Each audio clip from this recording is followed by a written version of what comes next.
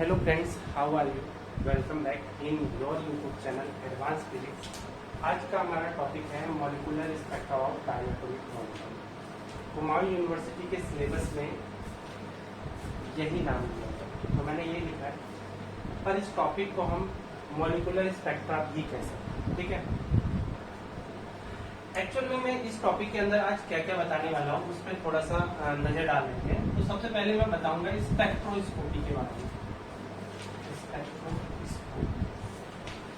तो आप कहोगे सर स्पेक्ट्रोस्कोपी के बारे में क्यों बताओगे आप हमें?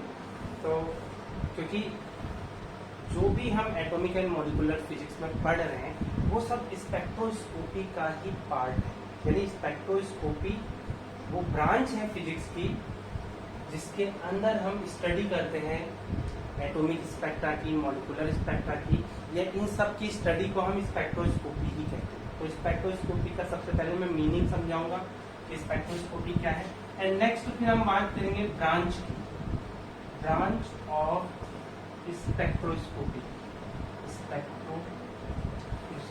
अब आप कहोगे सर स्पेक्ट्रोस्कोपी तो ठीक था, ब्रांच ऑफ स्पेक्ट्रोस्कोपी क्यों कह रहे हैं आप? तो ब्रांच ऑफ स्पेक्ट्रोस्कोपी में दो ब्रांच होती है। पहला स्पेक्ट्रोस्कोपी की वो ब्रांच जो एटम के स्ट्रक्चर की स्टडी करती है उसे हम एटॉमिक स्पेक्ट्रोस्कोपी कहते हैं, और वो ब्रांच जिसके अंदर हम मॉलिक्यूल के स्ट्रक्चर की स्टडी करते हैं तो स्पेक्ट्रोस्कोपी की उस ब्रांच को हम मॉलिक्यूलर स्पेक्ट्रोस्कोपी कहते हैं। तो ब्रांच ऑफ स्पेक्ट्रोस्कोपी के अंदर मैं ये डिस्कस करूंगा। एंड नेक्स्ट जब हम ब्रांच ऑफ स्पेक्ट्रोस्कोपी समझ लेंगे फिर हम आएंगे मॉलिक्यूलर स्पेक्ट्रोस्कोपी।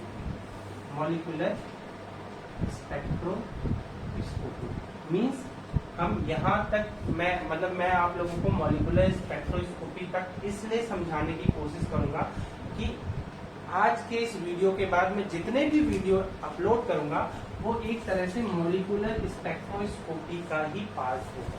तो आपको ये मीनिंग तो समझनी जरूरी है कि फिजिक्स में मॉलिक्यूलर स्पेक्ट्रोस्कोपी होता क्या है, ठीक है। तो यहाँ तक मैं आपको समझाने की कोशिश करूंगा मॉलिक्यूलर स्पेक्ट्रोस्कोपी को। फिर उसके बाद देन हम आएंगे अपने इस ओरिजिनल टॉपिक पे जिसका नाम है मॉलिक्यूलर स्पेक्ट्रा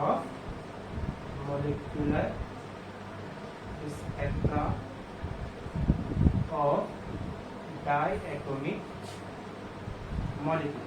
तो इसमें भी हम क्या करेंगे, सबसे पहले मॉलिक्यूल दिख रहा है, वरना मैं बोल तो रहा ही नहीं भी दिखेगा तभी चलेगा मॉलिक्यूल, ठीक है। इस टॉपिक के अंदर हम सिर्फ एक्सपेरिमेंटल रिजल्ट के बारे में बात करेंगे, एक्सपेरिमेंटल रिजल्ट्स के बारे में बात करेंगे। जब एक्सपेरिमेंटली हमें मॉलिक्यूलर स्पेक्ट्रा मिलने लग गया तो हमने मॉलिक्यूलर स्पेक्ट्रा की स्टडी करने के लिए मॉलिक्यूलर स्पेक्ट्रा को टाइप में डिवाइड कर दिया। तो उसके बाद नेक्स्ट हम पढ़ेंगे टाइप ऑफ मॉलिक्यूलर। समझ रहे हो ना टाइप हम क्यों? क्योंकि देखो अलग अलग मॉलिक्यूल के अलग अलग मॉलिक्यूलर स्पेक्ट्रा मिल रहे हैं, तो उन सबको स्टडी करने के लिए हमने 3 कैटेगरी बना दी। तो उन 3 कैटेगरी को हम डिस्कस करेंगे किसमें, टाइप ऑफ मॉलिक्यूलर स्पेक्ट्रा। तो आज के इस वीडियो में मैं ये सब चीजें इन सब पॉइंट पे डिस्कस करूंगा। जिनको ये वीडियो देखना है वो देख लें, अदरवाइज स्किप करते हैं। अब सबसे पहले डिस्कस करते हैं स्पेक्ट्रोस्कोपी का मीनिंग। तो मैंने डेफिनेशन लिख दी है, spectroscopy is the branch of science dealing with study of interaction of electromagnetic radiation with matter. Matter means solid, liquid, gas, कुछ भी हो सकता है, सॉलिड, लिक्विड या गैस। अब मैं बोलूं कि सॉलिड, लिक्विड, गैस बने किससे होते हैं? ये या तो एटम से बने होते हैं या मॉलिक्यूल्स, इन्हीं से तो बने होते हैं सॉलिड, लिक्विड, गैस। इसका मतलब मैं ये भी कह सकता हूं कि एटम या मॉलिक्यूल जब इलेक्ट्रोमैग्नेटिक रेडिएशन से इंटरेक्ट होते हैं तो उस इंटरेक्शन की जो स्टडी करती है फिजिक्स की ब्रांच, उस फिजिक्स की ब्रांच को हम स्पेक्ट्रोस्कोपी कहते हैं, ठीक है। इनफैक्ट उसको और डिटेल में समझे तो फॉर एग्जांपल मेरे पास एक मैटर है। अब मैटर मीन्स आप समझ सकते हो या तो मैंने एटम रख रखा है या तो मॉलिक्यूल रख रखा है।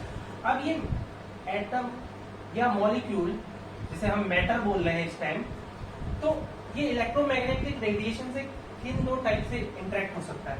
या तो ये इलेक्ट्रोमैग्नेटिक रेडिएशन को मैं EMW कह रहा हूँ, या तो ये इसको इलेक्ट्रोमैग्नेटिक रेडिएशन को एब्जॉर्ब कर ले, ठीक है, या तो एब्जॉर्ब कर ले। अगर इसने एब्जॉर्ब कर लिया तो इसके इलेक्ट्रोमैग्नेटिक रेडिएशन को एब्जॉर्ब करने से जो स्पेक्ट्रम मुझे मिलता है उसे हम एब्जॉर्प्शन स्पेक्ट्रम कहते हैं।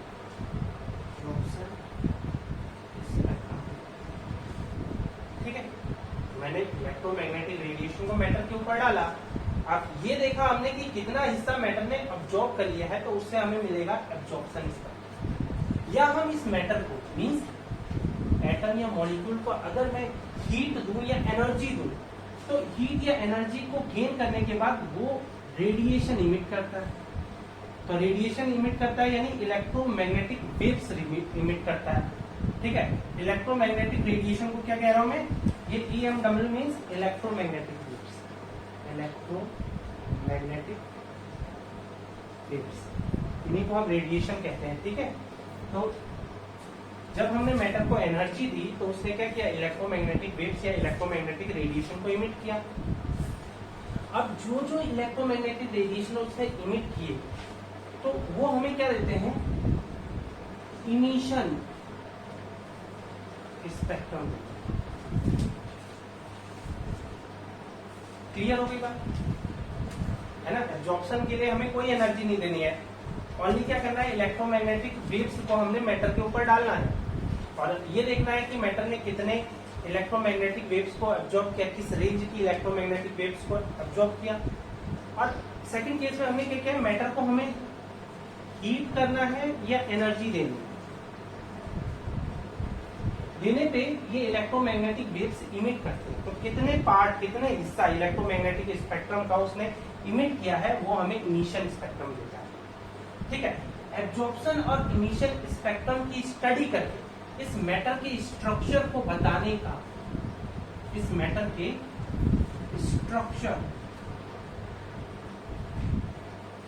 समझ रहे हो मैं क्या कहना चाह रहा हूं? एब्जॉर्प्शन स्पेक्ट्रम या इमिशन स्पेक्ट्रम की स्टडी करके हम मैटर के जो स्पेक्ट्रम को बताते हैं कि मैटर का स्ट्रक्चर क्या है। सॉरी, फिर से एक और बार ट्राई करते हैं। मीन्स कहने का मतलब क्या है? एब्जॉर्प्शन स्पेक्ट्रम या इमिशन स्पेक्ट्रम की स्टडी करने के बाद हम जिस फिजिक्स को अप्लाई करके ये बता पाते हैं कि मैटर का स्ट्रक्चर कैसा है, उस ब्रांच को ही हम स्पेक्ट्रोस्कोपी कहते हैं। क्लियर हो गई बात? आई होप आपको स्पेक्ट्रोस्कोपी का मीनिंग समझ में आ गया। अब स्पेक्ट्रोस्कोपी की दो ब्रांच कैसे हो गई? क्योंकि हमें पता है कि सॉलिड, लिक्विड, गैस किससे बने होते हैं? या तो एटम से बने होते हैं या मॉलिक्यूल से बने होते हैं। तो अगर हम एटम का एब्जॉर्प्शन स्पेक्ट्रा या इमिशन स्पेक्ट्रा को स्टडी कर रहे हैं तो उसे हम एटॉमिक स्पेक्ट्रोस्कोपी कहेंगे। ठीक है, कहने का मतलब क्या हुआ कि स्पेक्ट्रोस्कोपी की अगर मैं कहूं कि क्या ब्रांच है, कितनी ब्रांच हो सकती है, तो क्योंकि स्पेक्ट्रोस्कोपी मैटर की स्टडी करता है तो मैटर किससे बने होते हैं? या तो एटम से बने होते हैं या मॉलिक्यूल से बने होते हैं। तो अगर एटम का इमिशन या एब्जॉर्प्शन स्पेक्ट्रा अगर हम स्टडी कर रहे हैं तो उसको हम एटॉमिक स्पेक्ट्रोस्कोपी कहेंगे। और अगर हम मॉलिक्यूल के इमिशन या एब्जॉर्प्शन स्पेक्ट्रा को स्टडी करते हैं तो उस स्टडी को हम मॉलिक्यूलर स्पेक्ट्रोस्कोपी। क्लियर हो गई बात? तो मिटा दो इसको। तो इसका मतलब क्या हुआ कि स्पेक्ट्रोस्कोपी की कितनी ब्रांच होगी? दो।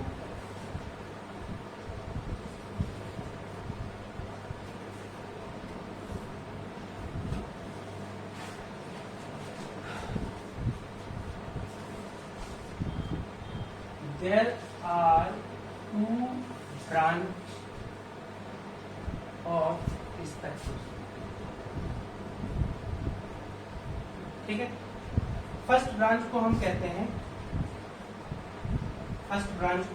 हैं, ये हमारा सेकंड हेडिंग का मतलब टॉपिक का सेकंड पॉइंट है।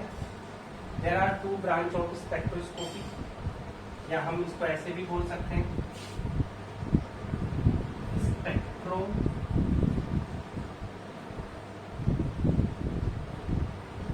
स्पेक्ट्रोस्कोपी की दो ब्रांच हो गई।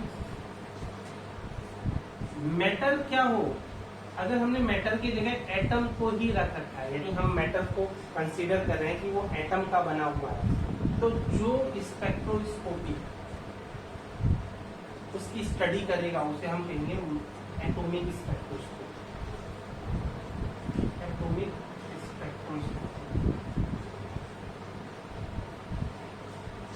अच्छा, अगर मैटर किससे बना हो, मॉलिक्यूल से बना, समझ रहे हो ना।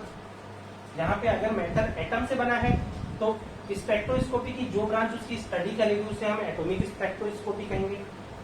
सेम वे अगर मैटर मॉलिक्यूल से बना हो तो इसके स्पेक्ट्रम की जो स्टडी करेगा उस फिजिक्स की ब्रांच को हम कहेंगे मॉलिक्यूलर स्पेक्ट्रोस्कोपी। क्लियर हो गई बात। आप इसको नोट कर लो, मैं इसे अच्छी तरह से नोट करवा सकता हूँ, ठीक है। तो अगर ब्रांच ऑफ स्पेक्ट्रोस्कोपी में आपको नोट्स या लाइनें लिखनी है तो मैंने आपके स्क्रीन के सामने नोट कर दिया है। तो ब्रांच ऑफ स्पेक्ट्रोस्कोपी में मैंने बता दिया दो ब्रांच होती है, एटॉमिक स्पेक्ट्रोस्कोपी। तो एटॉमिक स्पेक्ट्रोस्कोपी की डेफिनेशन क्या होगा, this spectroscopy concerned with electromagnetic radiation, जिसको मैं EMW मीन्स इलेक्ट्रोमैग्नेटिक वेव कह रहा हूँ, विद एटम। मीन्स हम जिस स्पेक्ट्रोस्कोपी की ब्रांच के अंदर इलेक्ट्रोमैग्नेटिक रेडिएशन का इंटरेक्शन एटम से स्टडी करते हैं उसको हम एटॉमिक स्पेक्ट्रोस्कोपी कहते हैं। एंड मॉलिक्यूलर स्पेक्ट्रोस्कोपी किसको कहते हैं, this spectroscopy deals with the interaction of electromagnetic radiation with molecules. तो इसमें हम क्या करते हैं, इलेक्ट्रोमैग्नेटिक रेडिएशन का इंटरेक्शन मॉलिक्यूल्स के साथ स्टडी करते हैं, तो इसको हम मॉलिक्यूलर स्पेक्ट्रोस्कोपी कहते हैं, ठीक है। इसको आप नोट करें। तो अब आते हैं अपने थर्ड पॉइंट पे, जिसको मैंने नाम दिया था मॉलिक्यूलर स्पेक्ट्रोस्कोपी। तो मैंने इसकी डेफिनेशन करा दी थी, लेकिन अब बताऊंगा कि इसमें हम करेंगे क्या। तो देखो, मॉलिक्यूलर स्पेक्ट्रोस्कोपी में मैंने क्या बोला था कि हम मॉलिक्यूल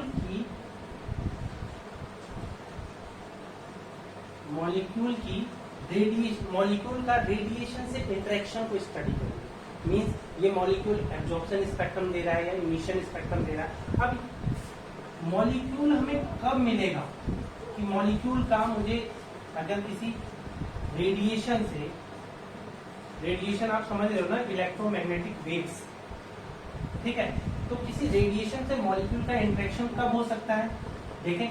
देखो, आपको मैंने बताया था कि मैटर की कितनी स्टेट होती है, 3 स्टेट्स होती है, सॉलिड, लिक्विड एंड गैस। अब मैं आपको बताऊं कि सॉलिड स्टेट में अगर मैं बोलूं कि मॉलिक्यूल से बना है सॉलिड स्टेट, तो ये सब मॉलिक्यूल्स एक दूसरे से बहुत टाइटली बॉन्डेड होते हैं। मीन्स जो इनका बीच का मॉलिक्यूल के यहाँ पे बीच का जो बॉन्ड होता है वो बहुत टाइट होता है। बॉन्ड टाइट होने की वजह से अगर मैं एक मॉलिक्यूल से रेडिएशन का इंटरेक्शन स्टडी करने की कोशिश करूंगा तो नहीं हो पाएगा, क्योंकि फॉर एग्जाम्पल अगर मैं कहूं कि NaCl एक मॉलिक्यूल है,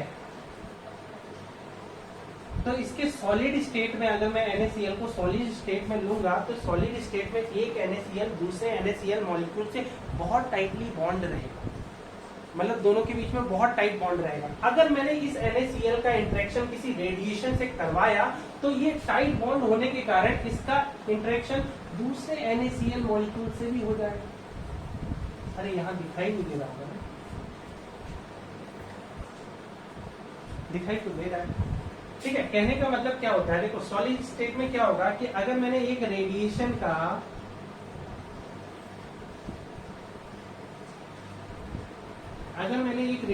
का इंटरेक्शन एक मॉलिक्यूल से करवाया, तो होता क्या है कि सारे मॉलिक्यूल एक दूसरे से टाइटली बॉन्ड से बंधे होते हैं।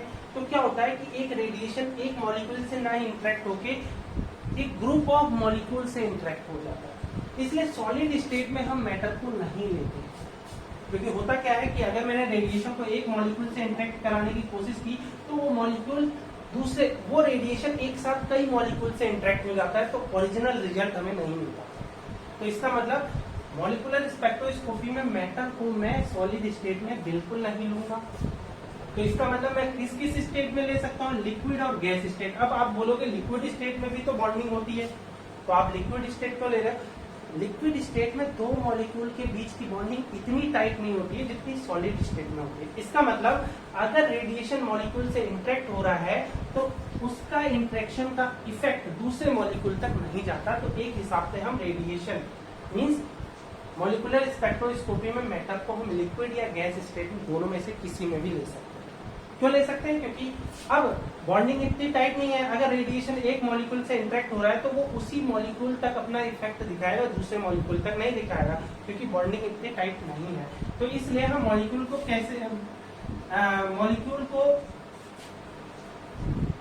रेडिएशन से इंटरेक्ट करवाने के लिए हम मैटर की कौन कौन सी स्टेट ले सकते हैं? मैटर की हम दो ही स्टेट ले सकते हैं, या तो कौन सी हो, गैस स्टेट सबसे बेस्ट होती है गैस स्टेट। अगर मैं मॉलिक्यूलर स्पेक्ट्रम निकालना चाहता हूं और मैं कहूं कि कौन सी स्टेट में मैटर बेस्ट मॉलिक्यूलर स्पेक्ट्रा देगा तो वो गैस स्टेट है। उसके बाद हम लिक्विड स्टेट भी लेते हैं। तो लिक्विड स्टेट और गैस स्टेट में अगर हमने मैटर को रखा है तो हमें मॉलिक्यूलर स्पेक्ट्रा मिल सकता है। समझ गए? अब मॉलिक्यूलर स्पेक्ट्रा मिलता है कैसे? ठीक है, मैटर की हम दो ही स्टेट ले सकते हैं, नॉट सॉलिड स्टेट। समझा दिया मैंने क्यों सॉलिड स्टेट नहीं ले सकते? बिकॉज सॉलिड स्टेट में एक मॉलिक्यूल अगर रेडिएशन से इंटरेक्ट करता है तो चूंकि वो मॉलिक्यूल नंबर ऑफ मॉलिक्यूल से टाइटली बॉन्ड होता है, तो वो रेडिएशन एक मॉलिक्यूल से ना इंटरेक्ट होकर एक ग्रुप ऑफ मॉलिक्यूल से इंटरेक्ट होता है, जिससे हमारा रिजल्ट डिफरेंट आता है। इसलिए हम सॉलिड स्टेट का यूज मॉलिक्यूलर स्पेक्ट्रोस्कोपी में नहीं करते हैं। ठीक है, इतनी बात आप माइंड में रखना। अब स्पेक्ट्रा हमें मिलेगा कैसा, कैसे मिलेगा? अब वही दो तरह से स्पेक्ट्रा मिल सकता है, या तो हमें ऑब्जॉर्प्शन स्पेक्ट्रा मिल जाए या इमिशन स्पेक्ट्रा मिल जाए। एब्जॉर्प्शन स्पेक्ट्रा डिटरमाइन करने के लिए हम क्या करेंगे, रेडिएशन को मॉलिक्यूल मींस गैस या लिक्विड स्टेट में हमने मैटर के ऊपर डाला, और कौन से मतलब रेडिएशन का वो जो हिस्सा मॉलिक्यूल ने एब्जॉर्ब किया वो हमें क्या देगा, एब्जॉर्प्शन स्पेक्ट्रम दे देगा। एब्जॉर्प्शन स्पेक्ट्रम देगा। क्लियर हो गई बात? इस तरह से हम एब्जॉर्प्शन स्पेक्ट्रम निकाल सकते हैं। क्या करेंगे, रेडिएशन को इंसिडेंट करवाएंगे मॉलिक्यूल पे। मॉलिक्यूल मींस या तो गैस स्टेट में या लिक्विड स्टेट ऑफ मैटर पे इंसिडेंट करवाएंगे, और ये देखेंगे कि कितना रेडिएशन का पार्ट उसने एब्जॉर्ब कर लिया, तो वो हमें एब्जॉर्प्शन स्पेक्ट्रम दे देगा। अच्छा, इमिशन स्पेक्ट्रम कैसे निकाल सकते हैं वो भी देख लेते हैं। तो इमिशन स्पेक्ट्रम के लिए हम क्या करेंगे, इस मॉलिक्यूल पे या गैस स्टेट या लिक्विड स्टेट ऑफ मैटर पे हम क्या करेंगे, हीट या एनर्जी देंगे। इस मॉलिक्यूल को हम हीट या एनर्जी देंगे, जिससे क्या होगा, ये एक्साइटेड स्टेट में चला जाएगा। एक्साइटेड स्टेट में जाने के बाद जब वो अगेन ग्राउंड स्टेट में आएगा तो वो रेडिएशन को इमिट करेगा, इमिट रेडिएशन। और जब रेडिएशन इमिट होगा तो उस रेडिएशन की का जो स्पेक्ट्रम, इमिटेड रेडिएशन का जो स्पेक्ट्रम होगा वो हमें इमिशन स्पेक्ट्रम मिलेगा। तो इस तरह से हम मॉलिक्यूलर स्पेक्ट्रोस्कोपी में एब्जॉर्प्शन स्पेक्ट्रम या इमिशन स्पेक्ट्रम निकाल सकते हैं। तो कहने का मतलब क्या होगा कि मॉलिक्यूलर स्पेक्ट्रोस्कोपी में हम जैसे एटॉमिक स्पेक्ट्रोस्कोपी में करते थे, वैसे ही हम मॉलिक्यूलर स्पेक्ट्रोस्कोपी में भी करेंगे। या तो है एब्जॉर्प्शन स्पेक्ट्रम निकाल लेंगे मॉलिक्यूल का, या हम इमिशन स्पेक्ट्रम निकाल लेंगे, और उसके बाद उस स्पेक्ट्रम की स्टडी करके ये पता लगाने की कोशिश करेंगे कि उस मॉलिक्यूल में कौन कौन से एटम थे या उस मॉलिक्यूल का स्ट्रक्चर कैसा है। ठीक है, तो नोट कर लो उसको।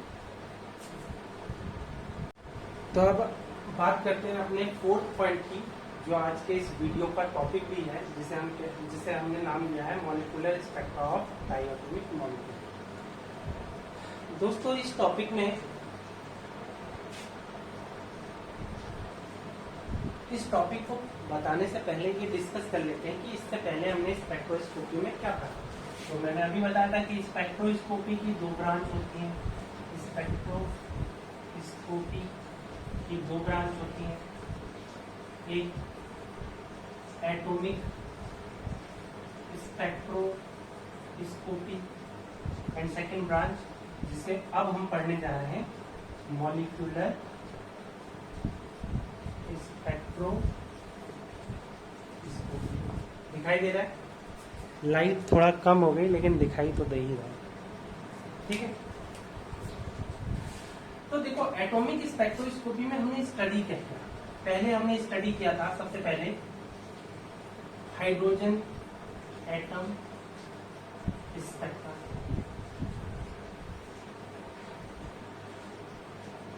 स्पेक्ट्रम जिसे हम एच हाइड्रोजन स्पेक्ट्रम भी कहते हैं। जनरली अगर चूंकि एटॉमिक स्पेक्ट्रोस्कोपी है तो इसका पूरा नाम हम यही देंगे एच एटम स्पेक्ट्रम।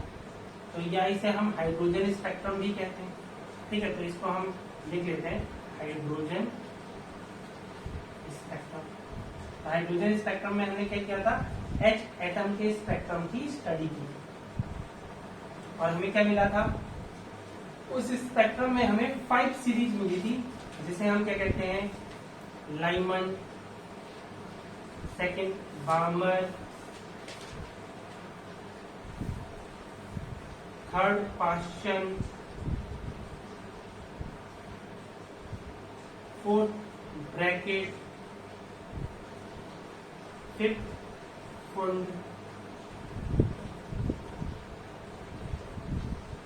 पता नहीं फुंड कैसे लिखते हैं, बस ऐसे ही फुंड। 5 सीरीज मिली थी और ये सीरीज अलग अलग रीजन में मिल रही थी। जैसे लाइमन सीरीज यूवी रीजन में मिल रही थी, अल्ट्रावायलेट रीजन में। बामर सीरीज हमें विजिबल रीजन में मिल रही थी। पाश्चन, ब्रैकेट, फुंड ये तीनों ही हमें इंफ्रारेड रीजन में मिल रही है। अलग अलग फ्रीक्वेंसी या वेवलेंथ रीजन में अलग अलग सीरीज हमें मिल रही थी। और सीरीज भी कैसी मिल रही थी हमें? लाइन स्पेक्ट्रम कहते हैं ऐसी सीरीज को, लाइन स्पेक्ट्रम। तो मैं अगर कहूं कि जो एटॉमिक स्पेक्ट्रोस्कोपी में जब हम एटम का स्ट्रक्चर निकालते हैं तो वो कैसा स्पेक्ट्रम मिलता है, तो हम कहेंगे लाइन स्पेक्ट्रम। अलग अलग रीजन में अलग अलग लाइन स्पेक्ट्रम हमें मिले, उनको हमने कैटेगराइज कर दिया लाइमन, बामर, पाश्चन, ब्रैकेट। समझ में आ रहा है? ठीक है, नोट करना चाहो तो नोट कर। ठीक है, ऐसे ही एक और एटम के स्पेक्ट्रम की हमने स्टडी की जिसे हम एल्कली स्पेक्ट्रम भी कहते हैं। एल्कली स्पेक्ट्रम, ये भी टॉपिक मैं आपको पढ़ा चुका हूं। एल्कली स्पेक्ट्रम में भी हमें डिफरेंट सीरीज मिली जिन्हें हमने नाम दिया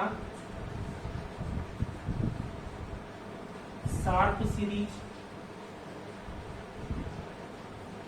फिर principal series,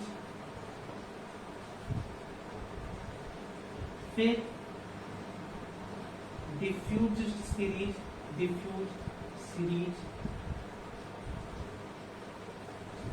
and last fundamental series. इनकी भी अलग अलग फ्रीक्वेंसी या वेवलेंथ रीजन था और इनको हमने कैटेगराइज कर लिया इसमें sharp series, principal series, diffuse series, fundamental series. और इनका भी रीजन यही था, कहां से लेके? यूवी से लेके आईआर तक। यूवी, विजिबल, आईआर, इन्हीं के बीच में हमें ये सीरीज मिल रही थी। और यहाँ पे भी अगर मैं कहूँ कि ये जो स्पेक्ट्रम मिल रहा था ये कैसा था? लाइन स्पेक्ट्रम था। लाइन स्पेक्ट्रम मीन्स अलग अलग वेवलेंथ की स्पेक्ट्रल लाइन या तो एब्जॉर्ब हो रही थी या इमिट हो रही थी। तो ये हमारा एटॉमिक स्पेक्ट्रोस्कोपी की एक स्टडी थी जो हमने करा दी है। हाइड्रोजन स्पेक्ट्रम के बारे में भी मैंने डिटेल में बता दिया है और एल्कली स्पेक्ट्रम के बारे में भी मैंने डिटेल में बता दिया। बट मॉलिक्यूलर स्पेक्ट्रोस्कोपी में क्या था? मॉलिक्यूलर स्पेक्ट्रोस्कोपी एटॉमिक स्पेक्ट्रोस्कोपी से बिल्कुल अलग थी। क्यों अलग थी वो भी देख लेते हैं। देखो, एटॉमिक स्पेक्ट्रोस्कोपी में हम क्या कर रहे थे? एटम का स्पेक्ट्रम निकाल रहे थे। ठीक है, और जो ये स्पेक्ट्रम आ रहा था वो कैसा आ रहा था? Line spectrum. Line spectrum. अब आप कहोगे लाइन स्पेक्ट्रम मतलब सर, देखो लाइन स्पेक्ट्रम वही स्पेक्ट्रम जैसा आपको हाइड्रोजन एटम के स्पेक्ट्रम जैसा मिला हमें, या हमें एल्कली स्पेक्ट्रम जैसा मिला। वो कैसा मिला हमें, मीन्स हमें स्पेक्ट्रल लाइन मिल रही है। यानी लाइन स्पेक्ट्रम को अगर मैं डिफाइन करूं तो we get 2 or more spectral line with some wavelength oblique frequency gap। ठीक है, दिखाई दे रहा है? ठीक है, अगर आप कहो कि लाइन स्पेक्ट्रम क्या है सर हमें बताओ, तो लाइन स्पेक्ट्रम ये when we get 2 or more spectral line with some wavelength और फ्रीक्वेंसी गैप, तो उस टाइप के लाइन स्पेक्ट्रम को हम क्या कहेंगे, उस टाइप के स्पेक्ट्रम को हम लाइन स्पेक्ट्रम कहेंगे। अब वहीं दूसरी ओर मॉलिक्यूलर स्पेक्ट्रोस्कोपी में क्या होता था, हम किसी मॉलिक्यूल का क्या निकालते थे, स्पेक्ट्रम निकालते थे, और जो एक्सपेरिमेंटली ये स्पेक्ट्रम मिला वो कैसा मिल रहा था, लाइन नहीं बैंड स्पेक्ट्रम। अब आप कहोगे कि सर लाइन स्पेक्ट्रम तो ऐसा है, अब बैंड स्पेक्ट्रम कैसा होता है, तो बैंड स्पेक्ट्रम को भी हम डिफाइन कर देते हैं कि जो मॉलिक्यूलर स्पेक्ट्रोस्कोपी में हमें स्पेक्ट्रम डिस्कस करना है वो कैसा स्पेक्ट्रम होगा, बैंड स्पेक्ट्रम। अब उसको डिफाइन कर देते हैं, when we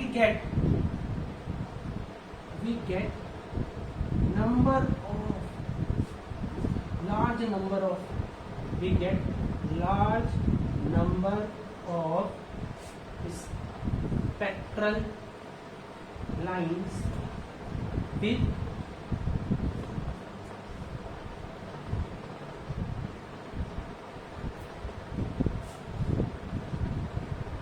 no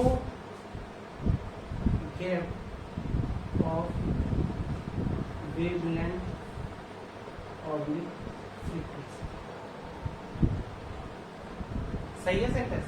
When we get large number of spectral lines with no gap of wavelength oblique frequency,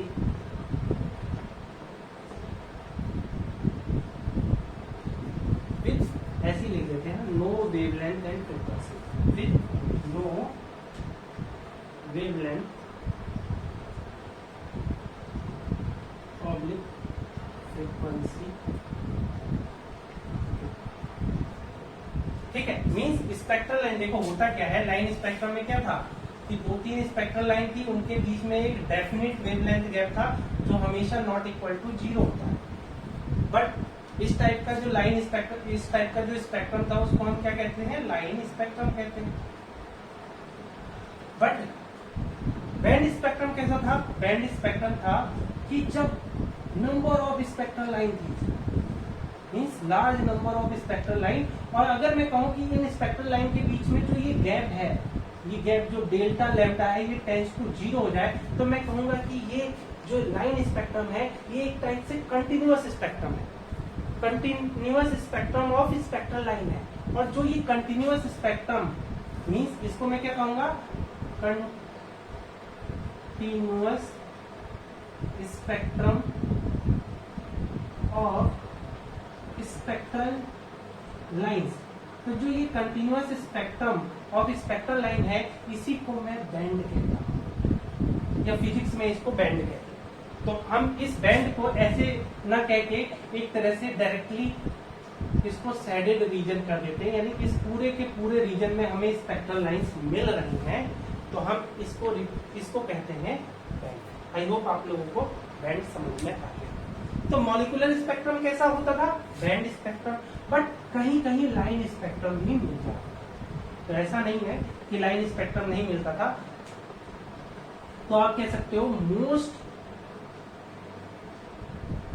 reason has band spectrum, but very less region has line अब आप confuse मत होना, क्योंकि मैंने बोल दिया कि जो ये बैंड है एक्चुअल में उसमें स्पेक्ट्रल लाइन तो है ही ना, तो आप ये नहीं कह सकते कि बैंड स्पेक्ट्रम में हमें लाइन स्पेक्ट्रम मिलता ही नहीं है। मींस बैंड स्पेक्ट्रम होता ही लाइन स्पेक्ट्रम है, बट कब हम किसी लाइन स्पेक्ट्रम को बैंड स्पेक्ट्रम कहेंगे, जब वो लाइन स्पेक्ट्रम कंटिन्यूअस रीजन में एग्जिस्ट हो। मींस हर एक वेवलेंथ की स्पेक्ट्रल लाइन मिल रही है। मींस इस लैम्डा 1 से लेकर लैम्डा 2 के बीच में हर एक स्पेक्ट्रल लाइन, हर एक वेवलेंथ की अगर स्पेक्ट्रल लाइन हमें मिल रही है तो हम इस रीजन को एक बैंड बोलेंगे। मींस यहाँ से यहाँ तक के एक रीजन को हम बैंड बोलेंगे और इस टाइप के स्पेक्ट्रम को हम बैंड स्पेक्ट्रम बोलेंगे। तो बैंड स्पेक्ट्रम तो मिलता ही था, बट साइड में हमें एक छोटा सा वेवलेंथ गैप के साथ एक स्पेक्ट्रल लाइन भी अलग से मिल जाती थी। तो ये बहुत रेयर केस होता था, लेकिन कहीं कहीं मिलती थी, तो हम उसको इग्नोर नहीं करेंगे। हम ये बताएंगे कि मॉलिक्यूलर जो स्पेक्ट्रा होता था उसका बहुत सारा हिस्सा तो बैंड स्पेक्ट्रम ही मिलता था, बट बहुत कम हिस्से में लाइन स्पेक्ट्रम भी मिलता था। Line spectrum means 2-4 spectral line जिनके बीच में वेवलेंथ का गैप है। क्लियर हो गई बात? तो जनरली आप मोटे मोटे शब्दों में ये कह सकते हो, जो एटम का स्पेक्ट्रम होता है वो कैसा होता है, उसको हम लाइन स्पेक्ट्रम भी कहते हैं। और अगर मैं कहूं कि मॉलिक्यूल का जो स्पेक्ट्रम होता है, आप डायरेक्टली उसको क्या कह सकते हो, इसके स्पेक्ट्रम को हम बैंड स्पेक्ट्रम भी कहते हैं। ठीक है, तो कंफ्यूज मत हो। तो समझ गए ना कि मॉलिक्यूलर स्पेक्ट्रोस्कोपी में हम मॉलिक्यूल के स्पेक्ट्रम की स्टडी करनी है और मॉलिक्यूल का स्पेक्ट्रम कैसा मिलता है, हमें बैंडेड स्पेक्ट्रम मिलता है। ठीक है, इसको आप नोट कर लो। अब समझाते हैं कि एक्सपेरिमेंटली हमें क्या क्या मिला। तो अब बात करते हैं molecular spectra of diatomic molecule का जो एक्सपेरिमेंटल रिजल्ट है वो क्या आया। ठीक है, तो बात करेंगे एक्सपेरिमेंटल रिजल्ट्स। तो देखो अलग अलग रीजन में अलग अलग इलेक्ट्रोमैग्नेटिक स्पेक्ट्रम के अलग अलग रीजन में एक्सपेरिमेंटल रिजल्ट अलग अलग आया। जैसे फॉर एग्जांपल अगर मैं बात करूं UV ultraviolet and visible region में, अगर मैंने स्पेक्ट्रम निकाला, UV means ultraviolet and visible region में जब मैंने मॉलिक्यूल का स्पेक्ट्रम निकाला तो मुझे मिले नंबर ऑफ बैंड्स मिले, नंबर ऑफ बैंड्स। ठीक है, यानी एक बैंड नहीं मिला था, बैंड के ग्रुप मिल गए। मींस एक तरह से ऐसे समझो कि स्पेक्ट्रम कैसा मिल रहा था, यहां तक कंटिन्यूअस रीजन था, फिर कंटिन्यूअस रीजन था, फिर कंटिन्यूअस रीजन था, इस टाइप से बैंड मिल गया। ठीक है, मींस कहने का मतलब है लैम्डा 1 से लेकर लैम्डा 2 तक हर एक स्पेक्ट्रल लाइन मुझे मिल रही थी। मींस उन स्पेक्ट्रल लाइन के बीच में कोई वेवलेंथ या फ्रीक्वेंसी गैप नहीं था। ऐसी लैम्डा 2 से लेकर लैम्डा 3 से लेकर लैम्डा 4 तक लगातार मुझे स्पेक्ट्रल लाइन मिल रही थी। ऐसी लैम्डा 5 से लेकर लैम्डा 6 तक मुझे लगातार spectral line, means number of bands मिल रहे हैं। ठीक है, या इन बैंड को अगर मैं कहूं कि ऑक्सीजन का, O2 गैस का, अगर मैं कहूं कि यूवी एंड विजिबल रीजन में स्पेक्ट्रम कैसा मिला, तो एक तरह से इंटेंसिटी वर्सेस वेवलेंथ के ग्राफ में अगर मैं बताऊं तो कुछ इस तरह से बैंड मिल रहे थे। यहाँ एक स्पेक्ट्रल लाइन एक बैंड को रिप्रेजेंट कर, ठीक है, जो मैंने यहाँ पे एक लाइन खींची है वो एक लाइन नहीं है, एक्चुअल में वो एक बैंड है। तो ऑक्सीजन गैस का जो इंटेंसिटी वर्सेस वेवलेंथ का ग्राफ था कुछ ऐसा, इंटेंसिटी वर्सेस फ्रीक्वेंसी। यहाँ पे जो एक एक स्पेक्ट्रल लाइन जो मैंने दिखाई है वो स्पेक्ट्रल लाइन नहीं है, एक्चुअल में बैंड है, बैंड। ठीक है, मैं बैंड नहीं बना सकता था इसलिए मैंने सिंपली स्पेक्ट्रल लाइन से दिखा दिया। मींस जो ये ग्राफ है इसमें एक स्पेक्ट्रल लाइन वो एक बैंड को रिप्रेजेंट कर रही है। तो ऑक्सीजन गैस का यूवी ऑब्लिक विजिबल रीजन में जो स्पेक्ट्रम था कुछ ऐसा मिल रहा था। ठीक है, अब इन बैंड की भी अलग प्रॉपर्टी थी।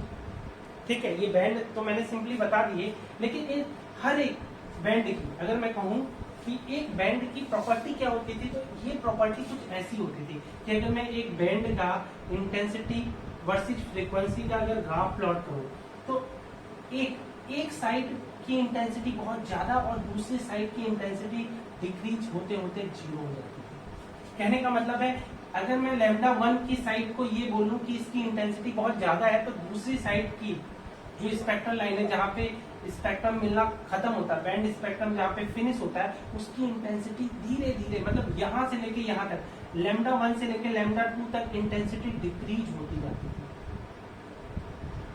समझ में आ रहा है? मीन्स बैंड की भी अलग प्रॉपर्टी थी। पहले तो नंबर ऑफ बैंड मिलते थे और हर एक बैंड में कुछ ऐसी बात होती थी कि एक साइड तो शार्प एज था, उसको हम कहते थे शार्प एज। ठीक है, जिस साइड इंटेंसिटी मैक्सिमम होती थी उसको हम कहते थे शार्प एज, जहां पे इंटेंसिटी बैंड की मैक्सिमम होती थी।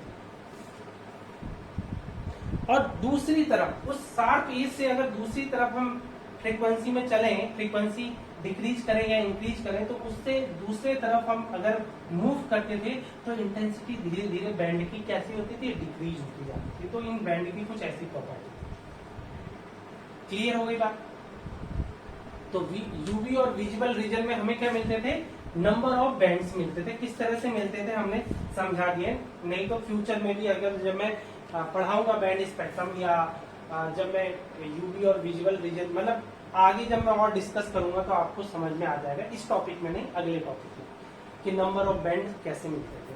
ठीक है, तो हाँ, molecular spectra of diatomic molecule में जब हम यूवी और विजुअल रीजन में स्पेक्ट्रम डिटरमाइन करते थे तो हमें क्या मिलते थे, नंबर ऑफ बैंड्स मिलते थे। एंड नेक्स्ट जब हमने कौन सा रीजन लिया, फार नियर आईआर रीजन लिया, नियर आईआर रीजन लिया। आईआर समझते हो, इंफ्रारेड, इंफ्रारेड रीजन में जब हमने स्पेक्ट्रम निकाला तो वो स्पेक्ट्रम कैसा मिलता था,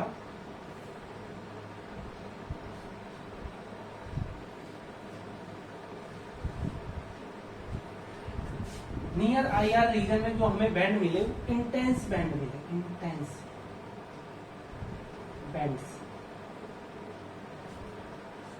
अब इंटेंस बैंड आप कहने का मतलब क्या है, मींस जो हमारा इस नियर आईआर रीजन में भी हमें क्या मिलते थे, बैंड मिलते थे, बट उनकी इंटेंसिटी बहुत ज्यादा, बहुत ज्यादा कहने का मतलब है, एक तरह से मैं बताऊं कि कैसे इंटेंसिटी बैंड की होती थी। तो अगर मैं कहूं कि फ्रीक्वेंसी वर्सेस इंटेंसिटी का अगर मैं ग्राफ प्लॉट करूं, तो एक जिसकी ऐसा बैंड जिसकी इंटेंसिटी सबसे ज्यादा होती थी उसको हम फंडामेंटल बैंड बोलते थे। और इसके बाद लगातार जो बैंड मिलते थे उनकी इंटेंसिटी बहुत डिक्रीज होती जाती थी। मीन्स यहाँ पे अगेन एक स्पेक्ट्रल लाइन हमें क्या दिखा रही है कि ये एक बैंड है। तो यहाँ पे हमें क्या मिलते थे, यहाँ पे हमें नंबर ऑफ बैंड्स मिलते थे। ठीक है, और उन बैंड की क्या प्रॉपर्टी थी, मैंने बोला कि एक साइड तो बहुत शार्प इंटेंसिटी होती थी, लेकिन उसके बाद उसी बैंड के दूसरे साइड जो इंटेंसिटी थी वो कंटिन्यूअस डिक्रीज होती थी। बट नियर आईआर रीजन में जो हमें बैंड मिलते थे, मीन्स अगर मैं कहूँ कि एक स्पेक्ट्रल लाइन, यहाँ पे एक जो लाइन है वो अगर बैंड बना रही है, तो ये जो एक लाइन है ये पूरा का पूरा जो बैंड था ये बहुत इंटेंस था। यहाँ पे भी यानी इस साइड भी इंटेंस था, मीन्स पूरे के पूरे रीजन में ये जो बैंड है वो इंटेंस है, यानी इंटेंसिटी बहुत मतलब बहुत ज्यादा है। ऐसा नहीं कि इस साइड इंटेंसिटी ज्यादा है और इस साइड कम है, ऐसा कहाँ होता था, इस जगह पे होता था। लेकिन जब अगर मैं कहूँ नियर आईआर रीजन में जो मुझे बैंड मिलते थे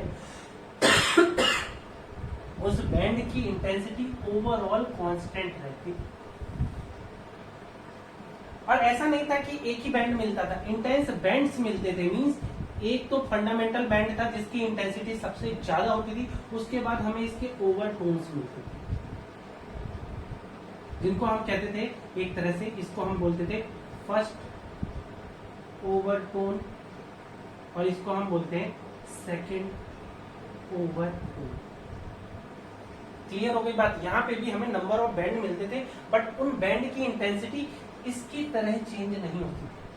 जो हमें बैंड यूवी और विजिबल रीजन में जो बैंड हमें मिलते थे, उस तरह से उन बैंड की इंटेंसिटी चेंज नहीं होती थी। इसीलिए हम इन बैंड को क्या बोल रहे हैं, intense band. Means overall band की जो इंटेंसिटी है वो कांस्टेंट है। तो इसलिए हम इस टाइप के जो बैंड हमें मिल रहे हैं उसे हम इंटेंस बैंड बोल रहे हैं। ठीक है, समझ में आ रहा है? ठीक है। और जो नियर आईआर रीजन में जो इंटेंस बैंड मिलते थे, उनमें एक तो फंडामेंटल बैंड होता था जिसकी इंटेंसिटी सबसे ज्यादा होती थी। उसके बाद एक या दो हमें उसके ओवरटोन मिलते थे, जिन्हें हम first overtone and second overtone भी कहते हैं। ठीक है, नियर आईआर रीजन में हमें क्या मिलते थे, इंटेंस बैंड। और यहाँ पे हमें नंबर ऑफ बैंड कैसे मिलते थे, अभी मैं ये सब चीजें लिखवाऊंगा, पहले अभी समझा रहा हूँ। ठीक है, अभी ये चीजें आपको नोट भी कराऊंगा ताकि आप नोट्स बना लें। ठीक, अब इसको भी मैं मिटा दूं। अब उसके बाद जो थर्ड रीजन आता था जहां पे हमें स्पेक्ट्रम मिलता था, वो था फार आईआर,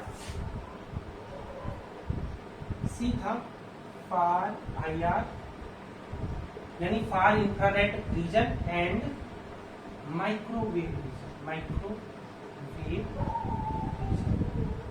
अब इस रीजन में हमें क्या मिलता था, मतलब इन दोनों रीजन में तो हमें बैंड ही मिले। अब आपको भी मैं बता दूं कि बैंड एक्चुअल में स्पेक्ट्रल लाइन ही होती है, लेकिन कंटिन्यूअस स्पेक्ट्रल लाइन होती है, तो कंफ्यूज मत हो। लेकिन यहाँ पे जो हमें फार आईआर ऑब्लिक माइक्रोवेव रीजन में जो हमें स्पेक्ट्रम मिलता था, वो कैसा मिलता था, लाइन स्पेक्ट्रम मिलता था।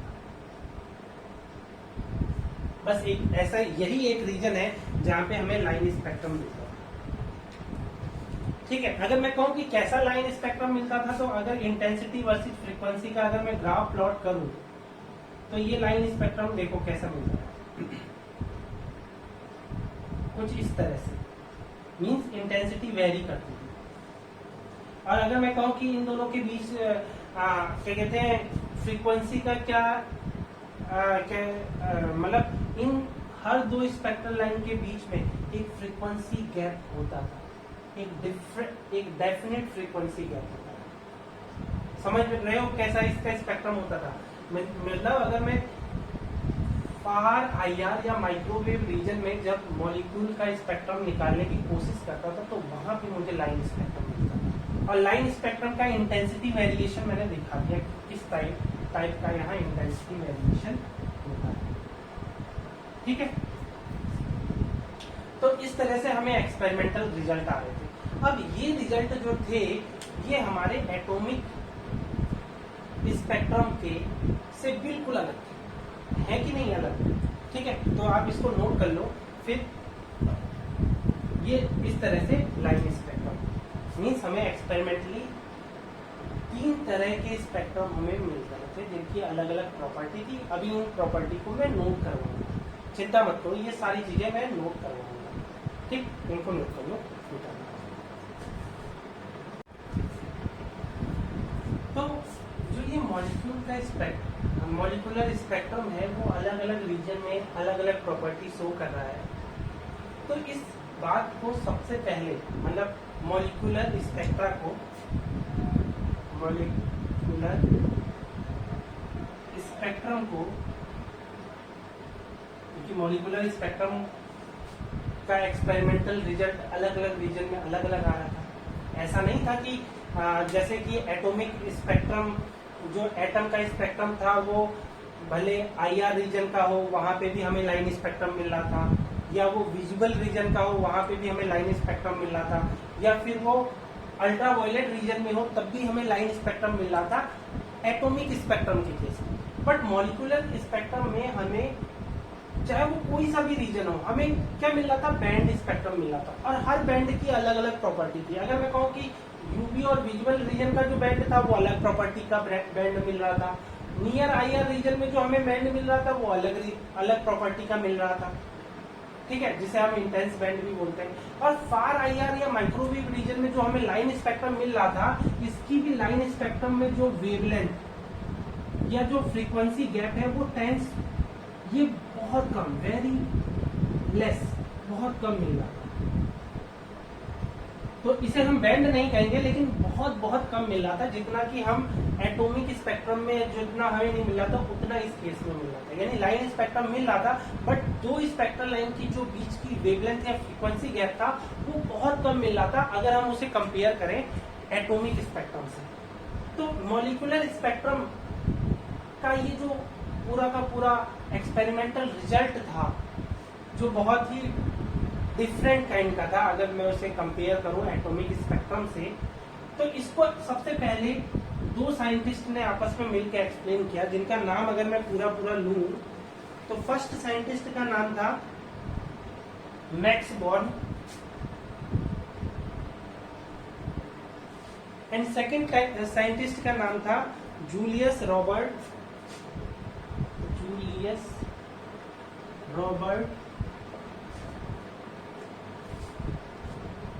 ओपेनहाइमर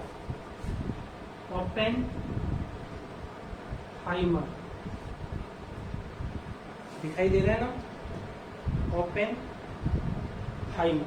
ठीक, तो इन दोनों के ही नाम से एक थ्योरी भी हम पढ़ेंगे आगे, जिसे हम कहते हैं बॉर्न ओपेनहाइमर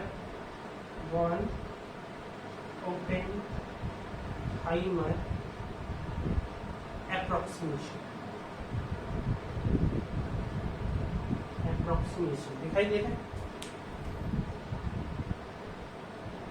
ठीक है, ये मैं अगले वीडियो में इस टॉपिक को कवर करने की कोशिश करूंगा, लेकिन मैं बस यहाँ ये समझाना चाह रहा हूँ कि मॉलिक्यूलर स्पेक्ट्रम के एक्सपेरिमेंटल रिजल्ट की स्टडी करने के बाद सबसे पहले max born and Julius Robert Oppenheimer ने क्या किया, क्वांटम थ्योरी अप्लाई करके उन्होंने इस मॉलिक्यूलर स्पेक्ट्रम को समझाने की सबसे पहले कोशिश की। उनका नाम था max born and Julius Robert Oppenheimer. ठीक है, तो उन्होंने क्या किया, थोड़ा सा बेसिक आइडिया समझाता हूँ बेटा। तो इस स्पेक्ट्रम को समझाने के लिए सबसे पहले दो साइंटिस्ट मैंने नाम लिख दिया। उन्होंने क्या किया, उन्होंने मॉलिक्यूल के लिए श्रोडिंगर इक्वेशन को सॉल्व किया।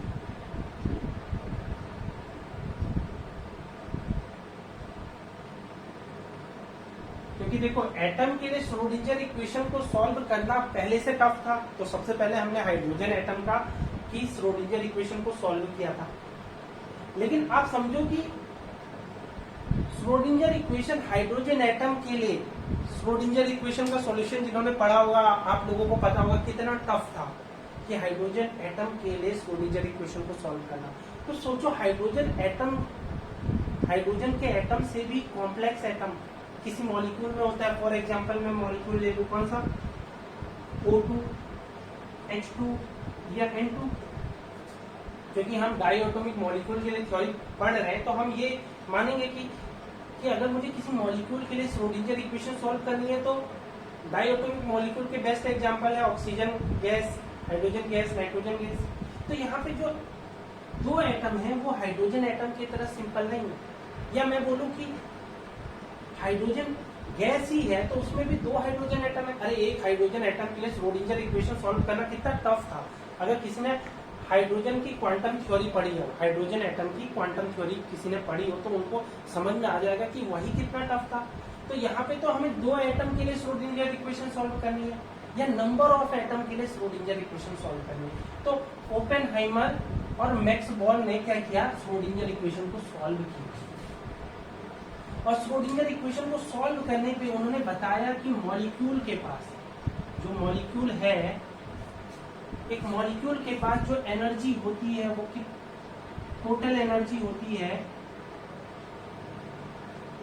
वो चार एनर्जी का सम होती है। चार टाइप की एनर्जी का सम होती है। ई ट्रांसलेशनल, ई टी को बोल रहा हूं E translational energy, plus E R को बोलूंगा E rotational energy, plus E V को बोलूंगा ई वाइब्रेशनल एनर्जी, और ई सफिक्स में स्मॉल ई को बोलूंगा इलेक्ट्रॉनिक एनर्जी। तो कहने का मतलब है, मिटा दो इन सबको, तो मैक्स बॉर्न और ओपेनहाइमर ने जब श्रोडिंगर इक्वेशन को किसी मॉलिक्यूल के लिए सॉल्व किया तो उन्होंने पाया कि मॉलिक्यूल के पास 4 काइंड की एनर्जी होती है, जिसे हम ईटी को मैं क्या बोलूंगा, ट्रांसलेशनल एनर्जी ऑफ मॉलिक्यूल। ठीक है, ई आर को मैं बोलूंगा rotational energy of molecule, E V को बोलूंगा वाइब्रेशनल एनर्जी ऑफ मॉलिक्यूल, और ई को बोलूंगा electronic energy of molecule, electronic energy of molecule. यानी मॉलिक्यूल के पास 4 टाइप की एनर्जी होती है, जिसमें जो ट्रांसलेशनल एनर्जी होती है ऑफ मॉलिक्यूल ये सबसे कम होती है। इसका सीरीज क्या था, ई ट्रांसलेशनल सबसे कम, उससे ज्यादा ई रोटेशनल, उससे ज्यादा ई वाइब्रेशनल, उससे ज्यादा ई इलेक्ट्रॉनिक एनर्जी होती है। ये रिलेशन था, और उन्होंने ये भी प्रूफ किया कि ई ट्रांसलेशनल, जो ट्रांसलेशनल एनर्जी ऑफ मॉलिक्यूल होती है, ये क्वांटाइज्ड नहीं होती, इट इज नॉट क्वांटाइज्ड। अब सबसे पहली बात की ये सबसे कम होती है और ये क्वांटाइज्ड नहीं होती है, तो ये क्वांटम मैकेनिक्स का या क्वांटम थ्योरी का हिस्सा बिल्कुल नहीं है। तो एक तरह से मैं क्या कहूंगा कि किसी मॉलिक्यूल की टोटल एनर्जी का एक्सप्रेशन क्या होता है, वो ये होता है, is the expression of total energy of molecule. दिखाई दे रहा है?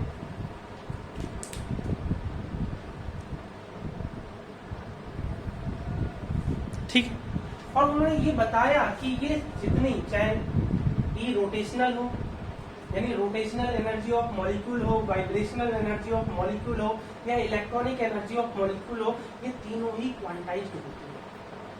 इससे उन्होंने बताया कि जो मॉलिक्यूल का एनर्जी लेवल होता है वो एटम के एनर्जी लेवल से बिल्कुल अलग होता है।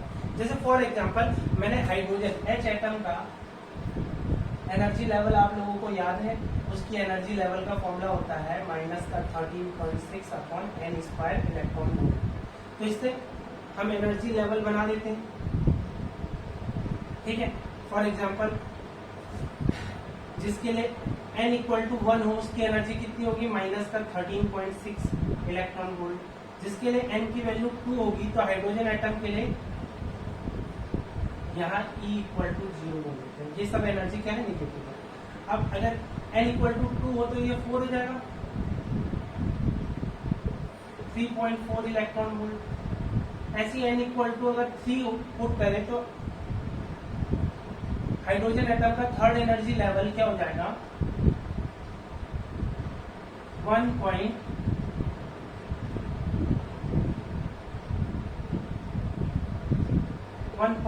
Electron volt. कैलकुलेशन आप लोग कर लेना, ठीक है। n की वैल्यू 1 2 3 रखना है, ठीक है।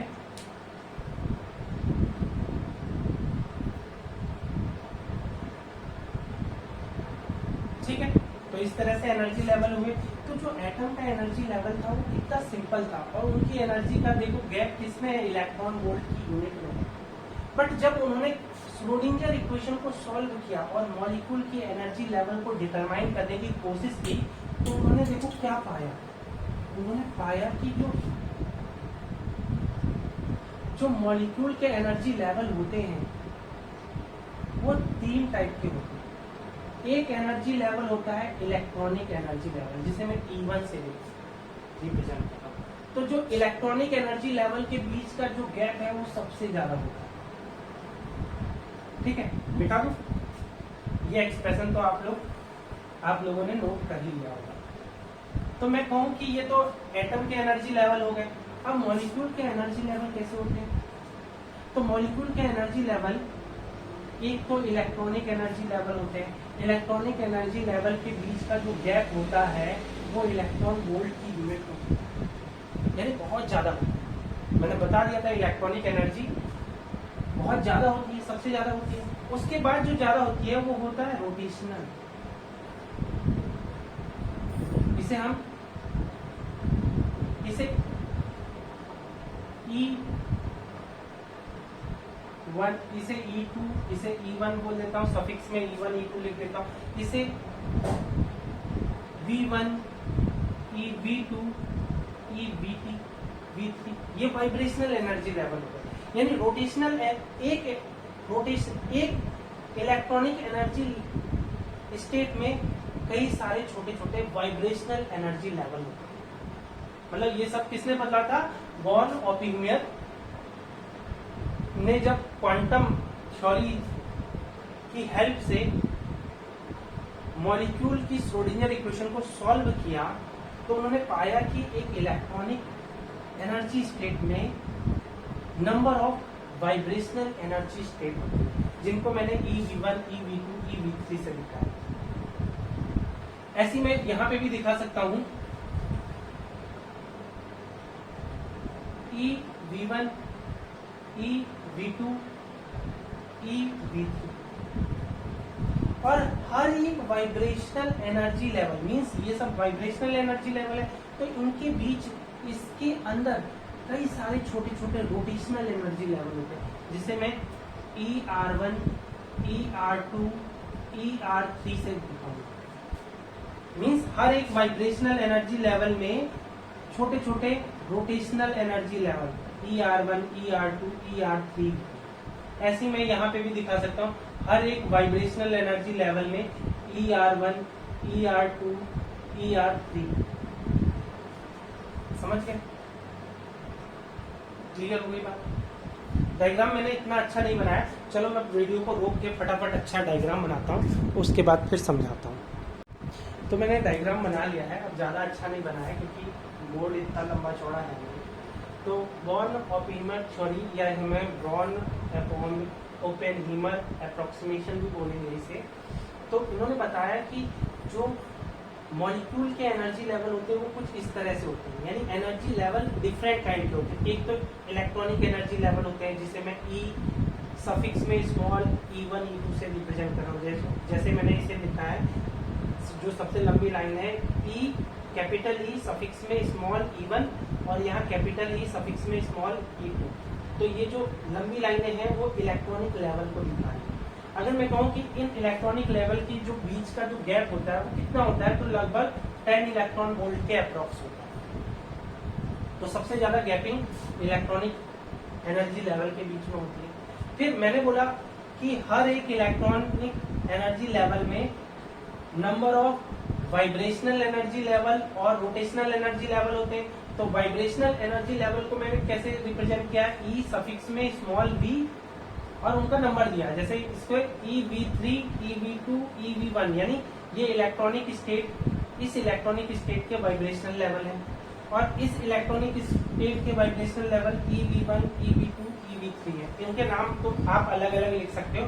फॉर एग्जाम्पल इसे मैं सिंगल डैश से रिप्रेजेंट कर दूं और इसको मैं डबल डैश से रिप्रेजेंट कर दूं, ठीक है? नाम अलग दे सकते हो, ठीक है? अच्छा, इतनी बात समझ में आ गई। अब जब उन्होंने क्वांटम थ्योरी से मॉलिक्यूल की एनर्जी लेवल को एक्सप्लेन कर दिया, जब बॉर्न ओपेनहीमर थ्योरी ने क्वांटम थ्योरी के हेल्प से मॉलिक्यूल के एनर्जी लेवल को एक्सप्लेन कर दिया, तो हमें इस एक्सप्लेनेशन से ये बात भी समझ में आ गई कि जो स्पेक्ट्रा हमारा सबसे पहला वाला फर्स्ट ए स्पेक्ट्रा, जो यूवी और visible, UV and visible region में जो मिलता था, जो स्पेक्ट्रा हमें यूवी विजिबल रीजन में मिलता था, वो एक्चुअल में कब मिलता है? तो बॉर्न ओपेनहीमर थ्योरी ने हमें ये सक्सेसफुली बताया कि वो जब इलेक्ट्रॉनिक एनर्जी लेवल, यानी एक इलेक्ट्रॉनिक एनर्जी लेवल से दूसरे इलेक्ट्रॉनिक एनर्जी लेवल के बीच में मॉलिक्यूल का ट्रांजिशन होता है। ये मॉलिक्यूल के एनर्जी लेवल है, तो एक इलेक्ट्रॉनिक एनर्जी लेवल से दूसरे इलेक्ट्रॉनिक एनर्जी लेवल में जब ट्रांजिशन होता है तो इस टाइप से जो ट्रांजिशन होता है, यानी एक इलेक्ट्रॉनिक एनर्जी स्टेट से दूसरे इलेक्ट्रॉनिक एनर्जी स्टेट के बीच में जब ट्रांजिशन होता है तो वहां से हमें यूवी एंड विजिबल रीजन का स्पेक्ट्रम मिलता है। तो हम इस स्पेक्ट्रम को इलेक्ट्रॉनिक स्पेक्ट्रम भी कह सकते हैं। इलेक्ट्रॉनिक स्पेक्ट्रम समझ में आ रही है बात कि हमने इसका नाम इलेक्ट्रॉनिक स्पेक्ट्रम क्यों रखा? क्योंकि जो ये रीजन है जिसमें हमें ये इसका स्पेक्ट्रम मिल रहा है, मतलब जो स्पेक्ट्रम हमें यूवी एंड विजिबल रीजन में जो स्पेक्ट्रम मिलता है वो कब मिलता है? जब इलेक्ट्रॉनिक एनर्जी लेवल के बीच में ट्रांजिशन होता है मॉलिक्यूल का, तो हमें यूवी एंड विजिबल रीजन में स्पेक्ट्रम मिलता है। तो इसको हम नाम दे सकते हैं इलेक्ट्रॉनिक स्पेक्ट्रम, बिकॉज ये इलेक्ट्रॉनिक लेवल के बीच में ट्रांजिशन से डेवलप हो रहा है। ठीक है, अब इससे कंफ्यूज मत होना, क्योंकि ये इलेक्ट्रॉनिक स्टेट में कई सारे नंबर ऑफ वाइब्रेशनल स्टेट है और कई सारे नंबर ऑफ, एक वाइब्रेशनल स्टेट में number of rotational energy state भी होते हैं, जिसे मैं ER1 ER2 रिप्रेजेंट कर रहा हूँ। समझ में आ रहा है? यानी एक वाइब्रेशनल स्टेट में नंबर ऑफ रोटेशनल स्टेट होते हैं और एक इलेक्ट्रॉनिक स्टेट में number of vibrational and rotational energy state होते हैं। तो यानी एक इलेक्ट्रॉनिक स्टेट से किसी भी वाइब्रेशनल या रोटेशनल स्टेट से किसी लोअर इलेक्ट्रॉनिक स्टेट के किसी भी वाइब्रेशनल और रोटेशनल एनर्जी लेवल में जब ट्रांजिशन होता है तो उससे हमें इलेक्ट्रॉनिक स्पेक्ट्रम मिल जाता है। क्लियर हो गई बात? एंड सेकेंड जो हमें मिला था P, जो हमें मिला था उसको हमने क्या बोला था? नियर IR रीजन में जो हमें स्पेक्ट्रम मिल रहा था वो कब मिल रहा था? तो बॉर्न ऑपिनियन थ्योरी ने सक्सेसफुली ये समझाया कि जब किसी इलेक्ट्रॉनिक स्टेट के ही दो वाइब्रेशनल लेवल के बीच में ट्रांजिशन होता है। फॉर एग्जांपल अगर मैं कहूँ कि एक वाइब्रेशनल स्टेट ये है और एक वाइब्रेशनल स्टेट ये है, तो अगर किसी एक इलेक्ट्रॉनिक स्टेट के ही अंदर दो वाइब्रेशनल स्टेट के बीच में जब ट्रांजिशन होता है, मींस मॉलिक्यूल इस एनर्जी स्टेट से यहाँ पे ट्रांजिट करता है, तो जो मुझे एब्जॉर्प्शन या इमिशन स्पेक्ट्रम जो मुझे मिलता है वो किस रीजन में आता है? नियर IR रीजन में आता है। तो इस नियर IR रीजन में जो स्पेक्ट्रम हमें मिल रहा है वो किसके वजह से मिल रहा है? ये वाइब्रेशनल ट्रांजिशन की वजह से। तो हम इसका नाम भी क्या देते हैं? सेकंड रीजन को हम नाम देते हैं वाइब्रेशनल रोटेशनल स्पेक्ट्रम। इसको हम क्या बोल देते हैं? और वाइब्रेशनल रोटेशनल स्पेक्ट्रम। अब आप कहोगे सर आपने वाइब्रेशनल रोटेशनल स्पेक्ट्रम क्यों बोला? या आप इसको क्या बोल सकते हो? ओनली वाइब्रेशनल स्पेक्ट्रम भी बोल सकते हो, क्योंकि ये दो वाइब्रेशनल, एक ही इलेक्ट्रॉनिक स्टेट के दो वाइब्रेशनल एनर्जी स्टेट के बीच में ट्रांजिशन से जनरेट होता है जो स्पेक्ट्रम, वो नियर IR रीजन में आता है। अब मैंने यहाँ पे वाइब्रेशनल रोटेशनल स्पेक्ट्रम क्यों बोला? क्योंकि देखो ये किसी भी, क्योंकि हर एक वाइब्रेशनल एनर्जी स्टेट में number of rotational energy state तो है। तो फॉर एग्जांपल इस वाइब्रेशनल एनर्जी स्टेट में number of rotational energy state के बीच में जो ट्रांजिशन हो रहा है उससे जो जनरेट होता है वो वाइब्रेशनल रोटेशनल स्पेक्ट्रम। क्योंकि ऐसा तो है नहीं कि वाइब्रेशनल स्पेक्ट्रम एक है, एक्चुअल में वाइब्रेशनल स्टेट में नंबर ऑफ रोटेशनल स्टेट आ गए ना। तो किसी भी रोटेशनल स्टेट से किसी दूसरे वाइब्रेशनल स्टेट के रोटेशनल स्टेट में जो ट्रांजिशन होता है तो उससे जो स्पेक्ट्रम जनरेट हो जाता है वो नियर IR रीजन में आता है। तो इसे हम ये भी कह सकते हैं वाइब्रेशनल रोटेशनल स्पेक्ट्रम या वाइब्रेशनल स्पेक्ट्रम भी कह सकते हैं। क्लियर हो गई बात? ठीक है। और जो थर्ड जो मॉलिक्यूलर स्पेक्ट्रम का जो थर्ड रीजन है जिसको हम फार IR एंड माइक्रोवेव रीजन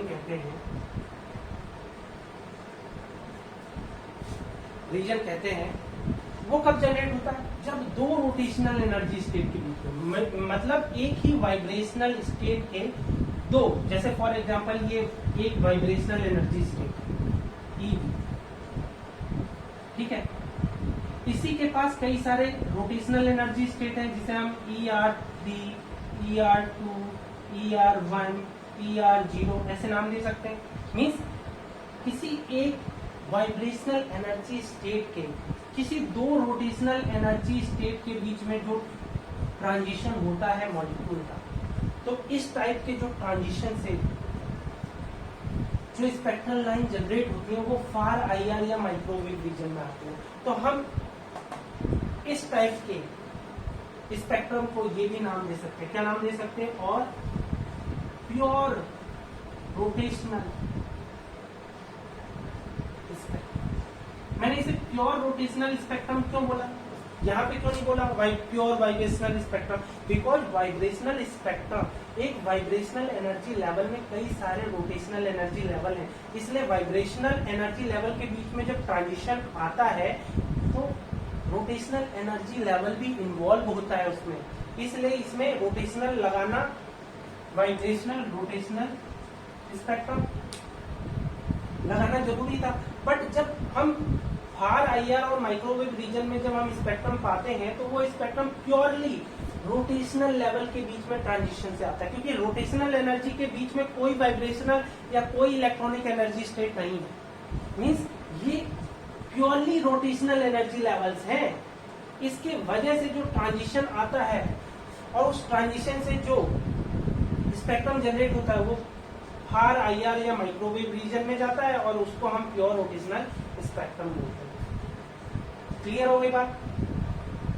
अब आप कहोगे कि हमने इन्हीं कैटेगरी में क्यों कैटेगराइज किया। देखो ये कैटेगरी बनाना जरूरी था, क्योंकि ये कैटेगरी हमें ये बताता है कि ट्रांजिशन किस एनर्जी स्टेट से किस एनर्जी स्टेट के बीच में हो रहा है। जैसे फॉर एग्जांपल फर्स्ट कैटेगरी कब है, जब मॉलिक्यूल का ट्रांजिशन एक इलेक्ट्रॉनिक स्टेट से दूसरे इलेक्ट्रॉनिक स्टेट में होता है तो हमें इलेक्ट्रॉनिक स्पेक्ट्रम मिलता है। जब मॉलिक्यूल का ट्रांजिशन किसी एक वाइब्रेशनल एनर्जी स्टेट से किसी दूसरे वाइब्रेशनल एनर्जी स्टेट में होता है तो हमें क्या मिल जाता है, वाइब्रेशनल रोटेशनल स्पेक्ट्रम। अब यहाँ रोटेशनल इसलिए आया क्योंकि हर एक वाइब्रेशनल एनर्जी स्टेट में number of rotational energy state होती है, इसलिए यहाँ रोटेशनल लगाना जरूरी था, या आप इसको सिंपली वाइब्रेशनल स्पेक्ट्रम भी कह सकते हैं। जब हम इसकी स्टडी करेंगे तो हम इसका नाम वाइब्रेशनल स्पेक्ट्रम ही रखेंगे, रोटेशनल नहीं लगेगा। अब थर्ड ट्रांजिशन कौन सा होता है, जब मॉलिक्यूल का ट्रांजिशन किसी एक रोटेशनल एनर्जी लेवल से किसी दूसरे रोटेशनल एनर्जी लेवल में हो, तो इस काइंड का जो स्पेक्ट्रा होता है उसे हम प्योर रोटेशनल स्पेक्ट्रम कहते हैं। तो यहाँ से हमें ये भी बात समझ में आ गई कि अगर मेरे को मॉलिक्यूलर स्पेक्ट्रा के टाइप बनाने हैं तो मैं यही टाइप बनाऊंगा। ठीक है, तो मिटा दूं इस बात को, नोट करिए। तो आते हैं अपने फिफ्थ पॉइंट पे, जिसको मैंने नाम दिया था टाइप ऑफ मॉलिक्यूलर स्पेक्ट्रा। तो मॉलिक्यूल के जितने एनर्जी लेवल, जितने टाइप के एनर्जी लेवल होते हैं उतने ही टाइप का उनका स्पेक्ट्रा भी होता है। अब आपको पता है कि मॉलिक्यूल में 3 टाइप के एनर्जी लेवल होते हैं, पहला इलेक्ट्रॉनिक एनर्जी लेवल, दूसरा वाइब्रेशनल एनर्जी लेवल और तीसरा रोटेशनल एनर्जी लेवल। तो उन्हीं के बीच में ट्रांजिशन से डिफरेंट टाइप के स्पेक्ट्रा जनरेट होते हैं। तो सबसे पहले जो स्पेक्ट्रा की तो टाइप कैसे डिसाइड करेंगे, उनके एनर्जी लेवल के बीच में ट्रांजिशन। तो जो ट्रांजिशन इलेक्ट्रॉनिक एनर्जी लेवल के बीच में होता है उसे हम कहते हैं इलेक्ट्रॉनिक स्पेक्ट्रा। तो इलेक्ट्रॉनिक स्पेक्ट्रा का अगर हम दूसरा नाम बनाए तो वो दूसरा नाम क्या होगा, UV and visible region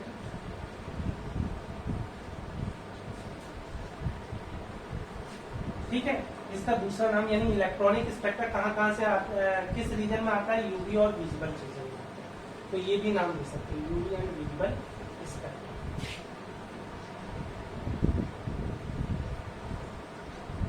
clear हो गई बात? एंड सेकेंड टाइप क्या है, वाइब्रेशनल रोटेशनल स्पेक्ट्रा। अब इसका दूसरा नाम क्या दे सकते हैं कि किस रीजन में ये आता है। तो किस रीजन में आता है ये स्पेक्ट्रा, अब इंक तो खत्म हो गई है, देखते हैं ग्रीन कैसा चलता है।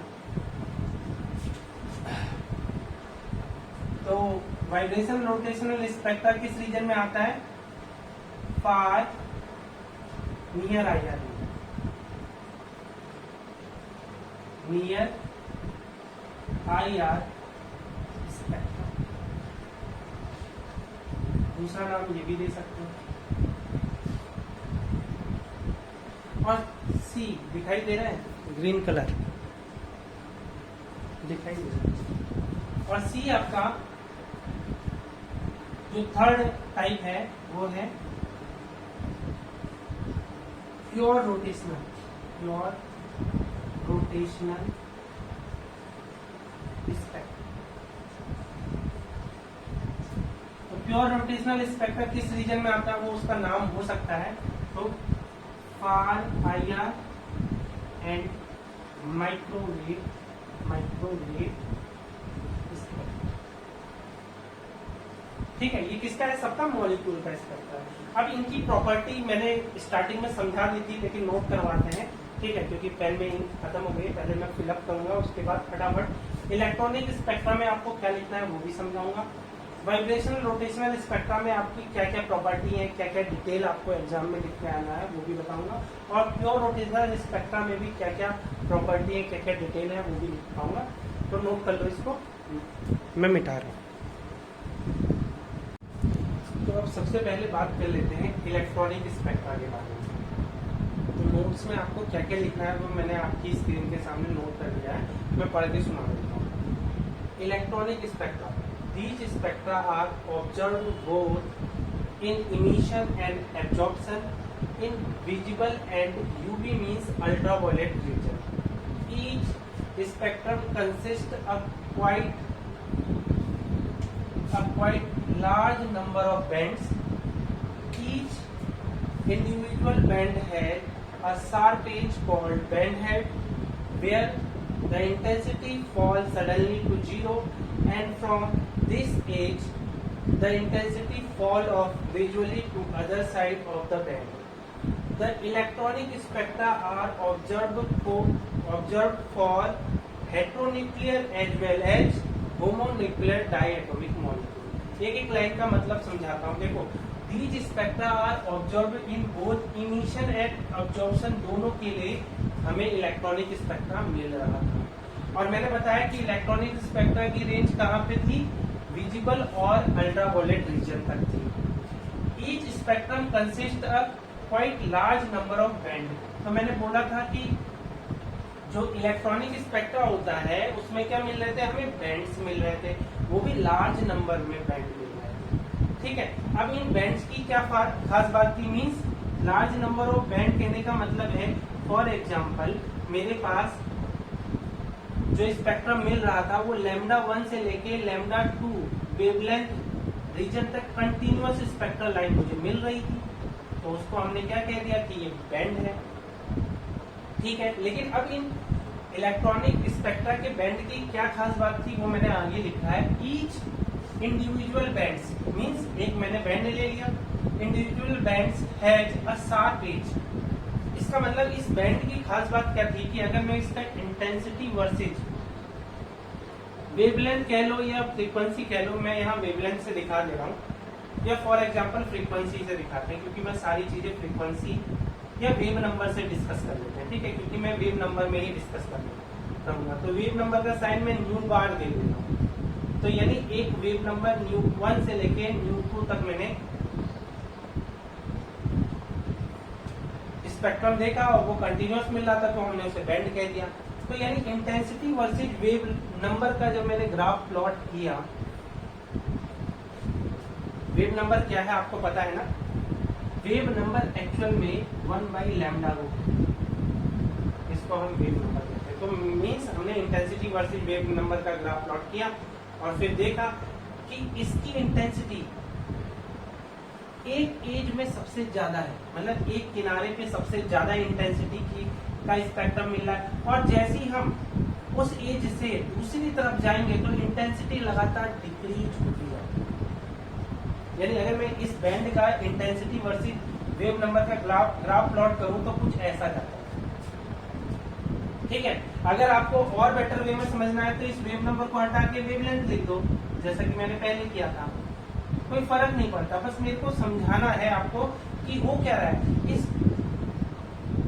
इस बैंड की खास बात क्या होती थी कि इस बैंड में इंटेंसिटी का वेरिएशन होता था। कैसे होता था? एक एज पे इंटेंसिटी सबसे ज्यादा होती थी और उस एज से जब दूसरी एज की तरफ हम जाते थे, इस बैंड की दूसरी एज की तरफ जाते थे, तो इंटेंसिटी लगातार डिक्रीज होती थी। तो वही मैंने बताया है कि each individual band has a sharp edge called band head. तो हम इसको बैंड हेड बोलते थे। जहां पे इंटेंसिटी सबसे ज्यादा मैक्सिमम होती थी उसको हम बैंड हेड बोलते थे। तो इस तरफ से हम कहें तो ये बैंड हेड हो गया इसका, ठीक है।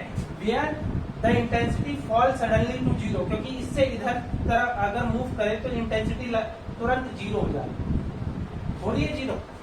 अगर मैं कहूं कि लैम्डा 1 से कम वेवलेंथ का कोई स्पेक्ट्रम मिल रहा है तो नहीं मिल रहा है, डायरेक्टली जीरो हो जा रही है intensity. And from this edge the intensity fall off gradually to other side, और इस एज के दूसरी तरफ हम जा रहे हैं तो इंटेंसिटी लगातार ग्रेजुअली जीरो हो रही है, मतलब डिक्रीज हो रही है to other side of band. तो वही समझाने की कोशिश की। क्लियर हो गई बात? और एक चीज आप माइंड में रखना कि जो हमारा इलेक्ट्रॉनिक स्पेक्ट्रा था, फॉर एग्जांपल अगर मैं कहूँ ऑक्सीजन गैस का इलेक्ट्रॉनिक स्पेक्ट्रा कैसा है, तो फॉर एग्जांपल मैंने ये ले लिया, ये वेव नंबर हो गया और यहाँ इंटेंसिटी हो गई। तो वेव नंबर वर्सेस इंटेंसिटी का जो ग्राफ प्लॉट हमने किया वो कुछ ऐसा बन रहा था ऑक्सीजन के, O2 गैस के, ठीक है। अब यहाँ जो एक लाइन है ये एक्चुअल में बैंड है, एक बैंड मीन्स ऐसा नहीं कि हर बैंड की इंटेंसिटी बराबर है, नहीं। जितने भी बैंड मिल रहे थे, एक बैंड दूसरे बैंड के कंपेयर में या तो ज्यादा इंटेंस होता था या कम इंटेंस होता था। तो इस टाइप का स्पेक्ट्रम हमें मिल रहा था। यहाँ पे इस ग्राफ में each line represent a band. Clear हो गई बात? इस ग्राफ में हर एक लाइन एक्चुअल में क्या रिप्रेजेंट कर रही है? बैंड को रिप्रेजेंट। क्लियर हो गई बात? तो मिटा दो, ठीक है। तो इस तरह से ग्राफ है, लेकिन कोशिश ये करो कि ग्राफ को हमेशा वेव नंबर के टर्म में बनाने की कोशिश करो, क्योंकि अब आप क्या कहते हैं एटॉमिक एंड मॉलिक्यूलर फिजिक्स पढ़ रहे हो, तो जब डीप में पढ़ोगे तो हर चीज आपको वेव नंबर में बतानी होगी। क्यों? क्योंकि वेव नंबर एक एनर्जी की सबसे छोटी यूनिट होती है। क्योंकि जो एटॉमिक एंड मॉलिक्यूलर फिजिक्स में जब हम कम एनर्जी को डील करते हैं, कम एनर्जी, ऐसी एनर्जी जो इलेक्ट्रॉन वोल्ट से भी कम हो, एक इलेक्ट्रॉन वोल्ट से भी कम हो, तो उस एनर्जी को डील करने के लिए हम वेव नंबर यूनिट का हेल्प लेते हैं। तो कोशिश करो कि हर डेटा आप वेव नंबर यूनिट में, यानी μ1 बार से लेकर μ2 बार, ये वेव नंबर है, इसकी रेंज में मैंने एक बैंड देखा, तो उस बैंड को रिप्रेजेंट मैंने ऐसे किया, ठीक है। और यहाँ पे हर एक जो लाइन है वो एक बैंड की रिप्रेजेंट है, ठीक है। बेटा अब एक लास्ट लाइन देखते हैं क्या है, जिसको समझाते हैं। यहाँ पे follow gradually to other side, इतनी चीजें मैंने समझा दी। उसके बाद the electronic spectra are observe for heteronuclear as well as homonuclear diatomic molecule. देखो होमोन्यूक्लियर डायटोमिक मॉलिक्यूल क्या होते हैं वो देख लो। Homonuclear diatomic molecule, example O2, H2, N2 means ऐसे मॉलिक्यूल जिनमें सिर्फ दो एटम हो, और डायटोमिक मॉलिक्यूल मीन्स ऐसे मॉलिक्यूल जिसमें सिर्फ दो एटम हो, और होमोन्यूक्लियर मतलब क्या हुआ? एक ही एटम वाले, मीन्स ऑक्सीजन के मॉलिक्यूल में दो ऑक्सीजन एटम है, हाइड्रोजन के मॉलिक्यूल में दो हाइड्रोजन एटम है, ऐसे नाइट्रोजन के मॉलिक्यूल में सेम दो नाइट्रोजन मॉलिक्यूल है। अब यहीं पे देखें हेट्रोन्यूक्लियर क्या हुए? हेट्रोन्यूक्लियर डायटोमिक मॉलिक्यूल, ये क्या हुए?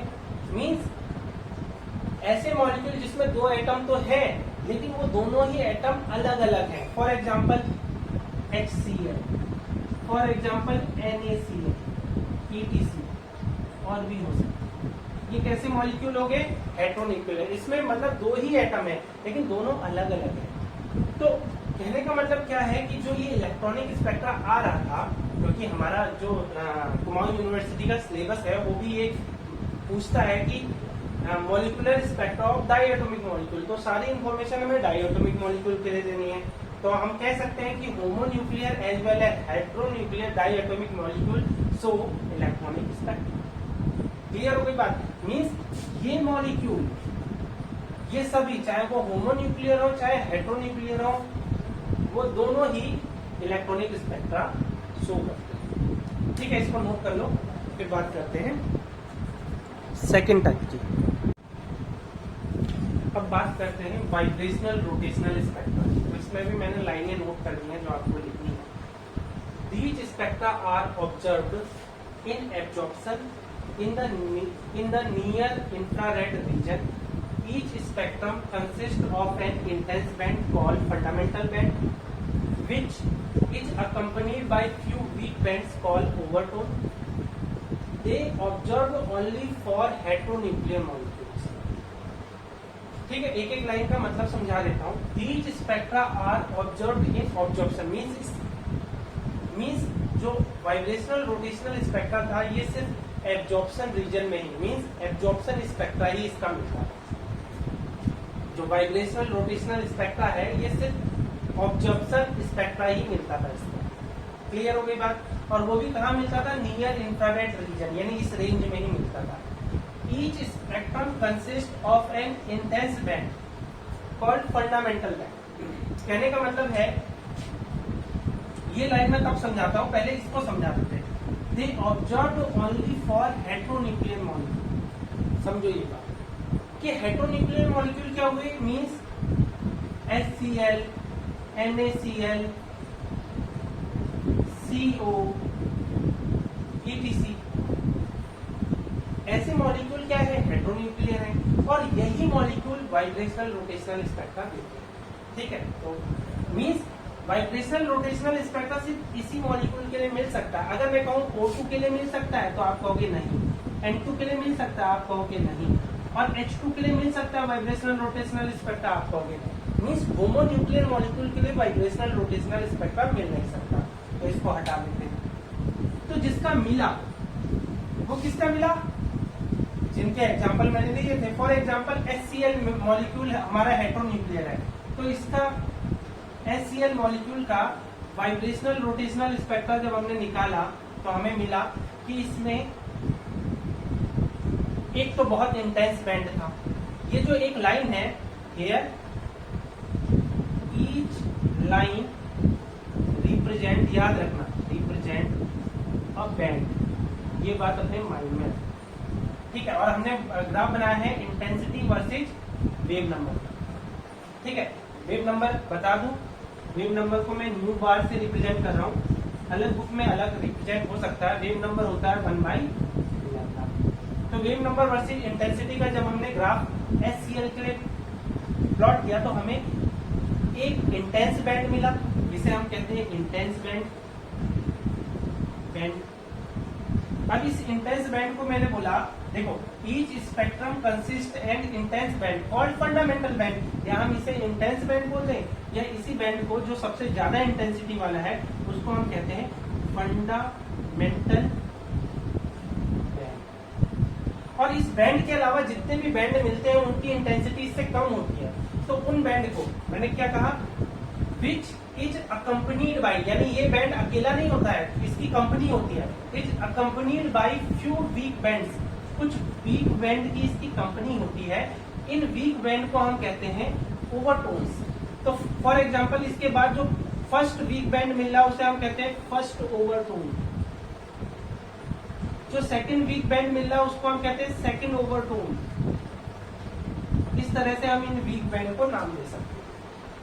क्लियर हो गई बात? यहाँ याद रखना, हर एक जो लाइन है वो एक बैंड को रिप्रेजेंट करती है। हाँ, ये है कि हमने दो बैंड के बीच में इंटेंसिटी का ग्राफ प्लॉट करा। क्लियर हो गई बात? इस तरह से हमें वाइब्रेशनल रोटेशनल स्पेक्ट्रा मिलता है।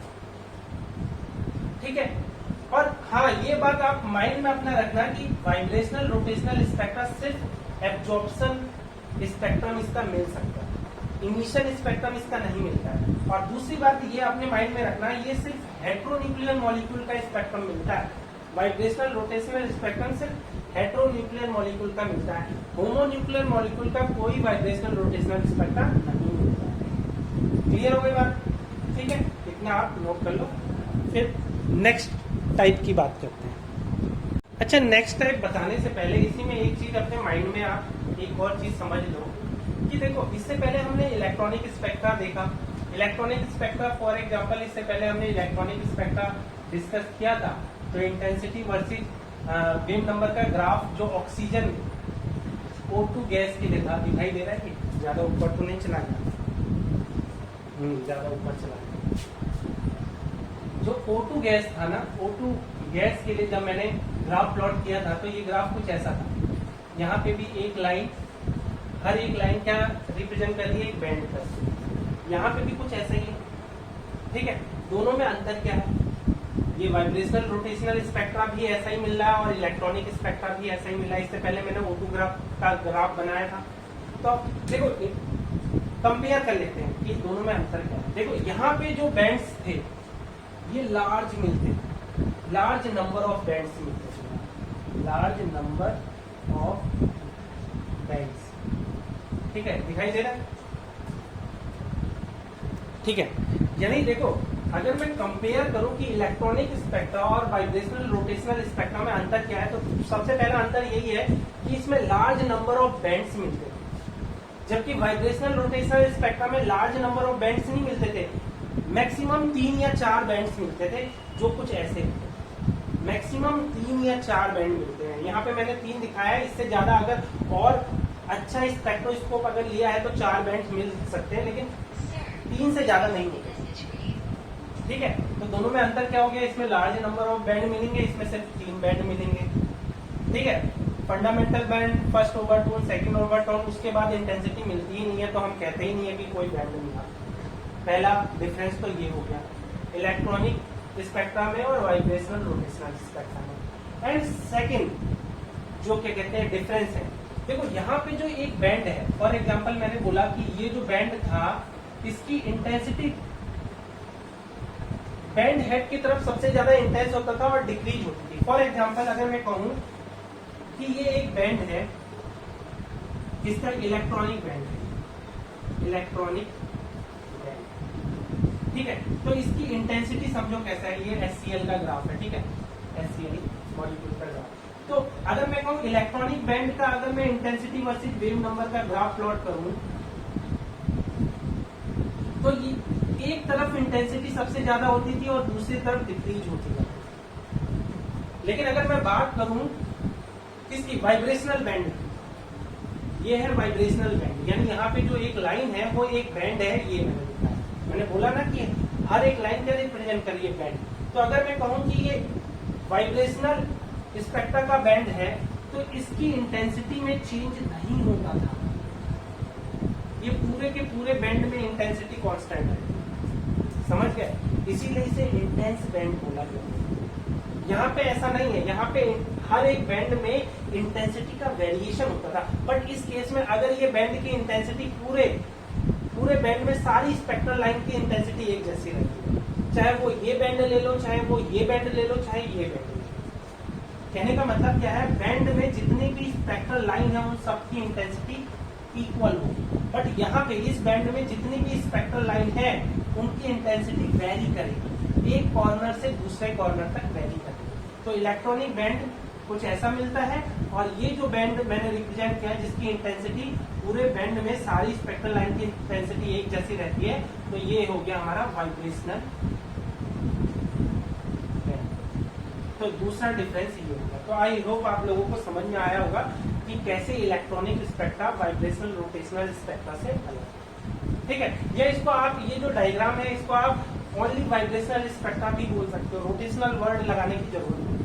ठीक है, लेकिन हाँ बस मैंने लगा लिया क्योंकि वाइब्रेशनल अलग, वाइब्रेशनल एनर्जी लेवल में कई सारे रोटेशनल एनर्जी लेवल होते हैं। तो ट्रांजिशन जब वाइब्रेशनल एनर्जी लेवल के बीच में होता है तो ऑटोमेटिकली रोटेशनल एनर्जी लेवल भी आ जाते हैं, इसलिए हम इसका नाम वाइब्रेशनल रोटेशनल स्पेक्ट्रा। ठीक है, आई होप जो मैंने आपको समझाना चाहता था वो आप समझ चुके हैं। नहीं समझे तो कोई बात नहीं, एक और बार रिपीट कर लेना बैठ करके, ठीक है। अब अगला टाइप देखते हैं। तो अब बात करते हैं प्योर रोटेशनल स्पेक्ट्रा की। तो मॉलिक्यूलर स्पेक्ट्रा का ये थर्ड टाइप है। तो इसमें क्या लिखना है, these spectra are observed in absorption in far infrared और इन माइक्रोवेव रीजन, ठीक है। इन फार इंफ्रारेड एक रीजन हो गया एंड इन माइक्रोवेव रीजन दूसरा रीजन हो गया, ठीक है। Each spectrum is composed of a series of nearly equidistant lines. Like vibrational rotational spectra, the pure rotational spectra are observed only for heteronuclear diatomic molecule. Means heteronuclear diatomic molecule means HCl, NaCl या third हम CO को ले सकते हैं, ठीक है, carbon monoxide, ठीक है। एक इसका ग्राफ अगर हम प्लॉट करें तो इंटेंसिटी वर्सेज वेव नंबर का अगर मैं ग्राफ HCl मॉलिक्यूल के लिए बनाऊं प्योर रोटेशनल का, तो ये ग्राफ कुछ ऐसा बनता था, बना रहा है, ठीक है। मींस इसमें जो स्पेक्ट्रल लाइन होती थी वो नियरली इक्वल गैप यानी इक्वल वेव नंबर गैप वाली होती थी। मींस दो लाइनों के बीच में लगभग इक्वल वेव नंबर का गैप होता है। यह है इंटेंसिटी की एक्सिस और यह है वेव नंबर की एक्सिस। इस तरह से ग्राफ बनता है, ठीक है। मैंने इंटेंसिटी वेरिएशन क्लियर हो गई बात। अब यहाँ पे हर एक लाइन एक स्पेक्ट्रल लाइन है, ठीक है, स्पेक्ट्रल लाइन। अब ये बैंड रिप्रेजेंट नहीं कर रहे हैं, बाकी दोनों जो मैंने इलेक्ट्रॉनिक स्पेक्ट्रा या वाइब्रेशनल रोटेशनल स्पेक्ट्रा में जो मैंने ये लाइन दिखाई है वो वहां पे बैंड रिप्रेजेंट कर रहा है। बट यहाँ पे जो मैंने स्पेक्ट्रा जो ये ग्राफ प्लॉट किया इसमें हर एक लाइन एक स्पेक्ट्रल लाइन, एक सिंगल स्पेक्ट्रल लाइन को रिप्रेजेंट कर रही है, ठीक है। अच्छा, अब मैं समझा देता हूँ इनका मीनिंग। देखो फर्स्ट लाइन तो आपको क्लियर है कि ये अब्जॉर्प्शन, इसका सिर्फ एब्जॉर्प्शन स्पेक्ट्रम ही मिलता है और किस रीजन में आता है, फार इंफ्रारेड या माइक्रोवेव रीजन में आता है। And each spectrum is composed of a series of nearly equal distance line. Means दो स्पेक्ट्रल लाइन के बीच का गैप लगभग इक्वल होता है, ठीक है। Like vibrational rotational spectra, pure rotational spectra are observed only for heteronuclear molecule. Means ये भी स्पेक्ट्रा ऑक्सीजन गैस के लिए, हाइड्रोजन गैस के लिए या नाइट्रोजन गैस के लिए, इन सब के लिए ये स्पेक्ट्रा हमें नहीं मिल सकता, बिकॉज ये होमोन्यूक्लियर मॉलिक्यूल है। और यहाँ पे क्लियरली हमें ये मेंशन करना है कि प्योर रोटेशनल स्पेक्ट्रा सिर्फ और सिर्फ हेटेरोन्यूक्लियर मॉलिक्यूल का ही आता है। क्लियर हो गई बात। तो molecular spectra of diatomic molecule में इतनी ही इंफॉर्मेशन होती है। और बाय द वे एग्जाम में अगर आता है तो आपको यही सब लिख के आना है, ठीक है। इस वीडियो में इतना ही, अगला वीडियो जल्दी ही लेके आएंगे। ओके।